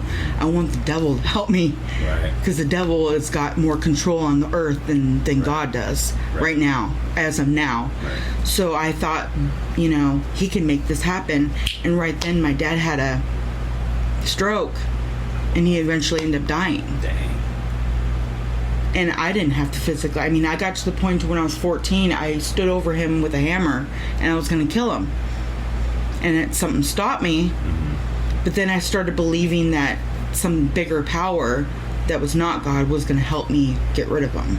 And I believed that so much and practiced that so much that had happened. And I mean, certain things happened, like when I was 16 at the same time, I was told not to fight at school. So I went to school, threatened a girl because she was mean, and she was just brutal high school. I went behind her in class and I cut her hair off. Dang. And the whole town, not just the school, but the whole town believed that I was a witch because nobody saw me do it. Nobody. Not one person knew. But they saw her hair gone. Yeah. But they didn't see you actually commit the act. I did it right in the middle of class. With scissors? Mm-hmm. Nobody believed me, or nobody saw me, but everybody believed that I was a witch, that I had powers and all this. People would walk across the street away from me. Like if I was walking on the sidewalk and someone saw me, they'd go the other way. I had assault and battery with a deadly weapon against me. I had restraining orders against me, and it's only because I came forward and admitted to it. Nobody would have known. Wow. No one knew. Nobody knew for hours until I actually admitted to it. Right. Wow. But everybody believed, and I believed because I had that power. Mm-hmm. And that power came from the devil, or Lucifer, whoever, whatever. I know it wasn't good. It was not good. It was not the light. It was not good. Right. It was bad intentions. I had revenge. I was revengeful. I was spiteful. I was selfish. I wanted that power. I thought that sleeping with people would take part of them and give to me. Like, I was doing horrible things. Yeah. I mean, I really was on a bad path. And it took that moment, like when I saw those wings and I saw, you know, and I heard and I saw what I did, I realized that, oh my goodness, I'm going to have to pay a price. Am I willing to pay that price right now? Right. You know what I mean? Or am I willing to change? Like, there's a certain point to where you either jump or you're, you know what I mean? Right. You have a choice to do what you need to do, or Yeah. you know. It's really cool. I mean, it's not cool. I was gonna say, as far as guardian angels, I believe them. I was just recently, like last year, a year or two ago, maybe not that long ago, I was walking down the street by Smart and Final up here, and I came up to a corner where I was gonna cross the street, and I stood, and I was standing, and I took a step off the curb like this, and I went to walk across the street, and a man and woman grabbed me and pulled me back onto the curb, and I was like, what the? Yeah. And her car went really quick and was that close to the corner of almost hitting me. Yeah. And as soon as I stepped back, I saw them, and they started to walk in front of me, and they disappeared out of thin air. Wow. They did not. It was like a ghost. They didn't exist. Like, it wasn't like, oh, I saw them walk down the street and take off. Right. They were there for a second to grab me, and then they disappeared. I feel like I've had maybe that twice in my life, something like that, where it was like I had no way of seeing them after that. And I've always thought to myself, I wonder. And it was always a situation where there was no one else around. It was just me and these other people involved, in quotes, right? And then sometimes I would go back and be like, oh, I wonder if that's still gone, because everything's gone. It's like, was I seeing things? Was I like, you know? And it's like, and I've never done hard drugs, so I don't. It's like I can't use that as an excuse and say, you know, that anything was influencing in that way. But yeah, that's. I really strongly cool. And I do believe in guardian angels. I do believe they're here with us. Right. I really do believe that they're here with us. And do you think that they are like doing the bidding of God? Like, are they being told, okay, hey, John the angel, your job is to go watch over Ryan's life, and whatever angel is assigned? Do you think each one's like assigned to a person? Like each person has their own guardian angel assigned to them by God? Or do you think they're acting on their own will, and it's like something that's just part of their nature? It's like, this is just what we do. We just find somebody and we help them. It's like all of it. It's full of questions. You just don't know until you actually physically, like, you might have questioned, is guardian angels really real? That seems kind of weird. Right. Like, and then you actually experience it, where you see it with your eyes. You see something there. It saves you, and then it's gone. And then you're like, whoa, I believe in guardian angels. I believe in this. It takes sometimes it takes faith actually seeing to believe. Sure. You know what I mean? But some people can have that same experience and go the other direction and be like, or maybe not the other direction, but they would say, they would maybe go check themselves into a clinic or something, or say, oh, I'm seeing things, or I need mental help, you know, as opposed to saying, wow, I think God just saved my life. You see what I'm saying? Like, the exact same experience can happen to two different people, and they can have two completely different responses to it. I see paranormal things. I see things that people don't see, and I hear things that people don't hear. And you know what? I've been diagnosed with schizoaffective disorder. Okay. Because of you saying that you see and hear those things? Okay. Do you buy that diagnosis, though? No, you just think you have a gift. Yeah. Because sometimes, not all the time, but sometimes I experience certain things, and other people that are outside of me, but other people like you yourself, or my husband, or my friend, or my cousin, or whoever, will see or hear those things too. Right. And I know, or the aftermath of it, and I know that I'm not crazy. Because if I was crazy, and if it was made up in my mind, like just made up, nobody else would have heard it, or nobody else would experience it too. Right. Absolutely. So I know certain things happen where other people have been able to vouch for me. Right. Like, for instance, here, not too long ago, I was sitting on the toilet just to, peeing, and this spirit, nasty old man, spit tobacco chew in my face. Wow. And I freaked out. My dog freaked out. He ran out of the bathroom like, oh my God. And it wouldn't have been justifiable. It would have been like a hallucination if it wasn't for my husband walking in the hallway and smelling the tobacco. Really? Oh, wow. Well, he just spit tobacco in my face. And he was like, what? And he walked in there and he's like, dang, I can smell that strong. How funny. I was like, he just spit it in my face. Wow. That's crazy. I mean, just certain things happen to me. Certain things happen to me. Yeah. Not all the time. It's not every day. I don't see crazy things every single second. But sometimes I see things that happen, or I know things that happen. And sometimes I'm by myself and I just shrug it off, or I tell somebody. But then there's certain things that happen that are experienced with other people as well. Right. So I know it's not just me. Yeah. All right. Well, hey, thanks. This has been really fun. Thank you so much for listening to this episode. Please subscribe if you haven't yet, and please spread the word about this podcast to others. If you have any questions or comments, you can contact me at whycan'twetalkaboutthat@proton.me. To join the conversation, please join the Why Can't We Talk About That podcast Facebook group. Now here's a clip from next week's episode. I have to stand before God for lying, cheating, stealing, sleeping around and all that other stuff. Now, thankfully, because of that, I have the blood of Christ that has covered my sin. Right. And that's where, like, I think too often churches, as we kind of are intermeshing sort of the thing, too often churches get way too political. Right. I'm not against having an American flag. Like, it wouldn't bother me if we were in Ukraine and there's a Ukrainian flag, or South Africa and there's a South African flag. I don't really care. Right. But we should not be singing patriotic songs in church, because we're worshiping our country, not our God. Right. For some people, they're the same thing. It is. Because we were a Christian nation. No, right. We were founded on Christian principles, right. Not a Christian nation. Right. Well, a friend of mine a long time ago brought up the point, and he says, no, America was founded on religious freedom. Right. If it was founded to be a Christian nation, right.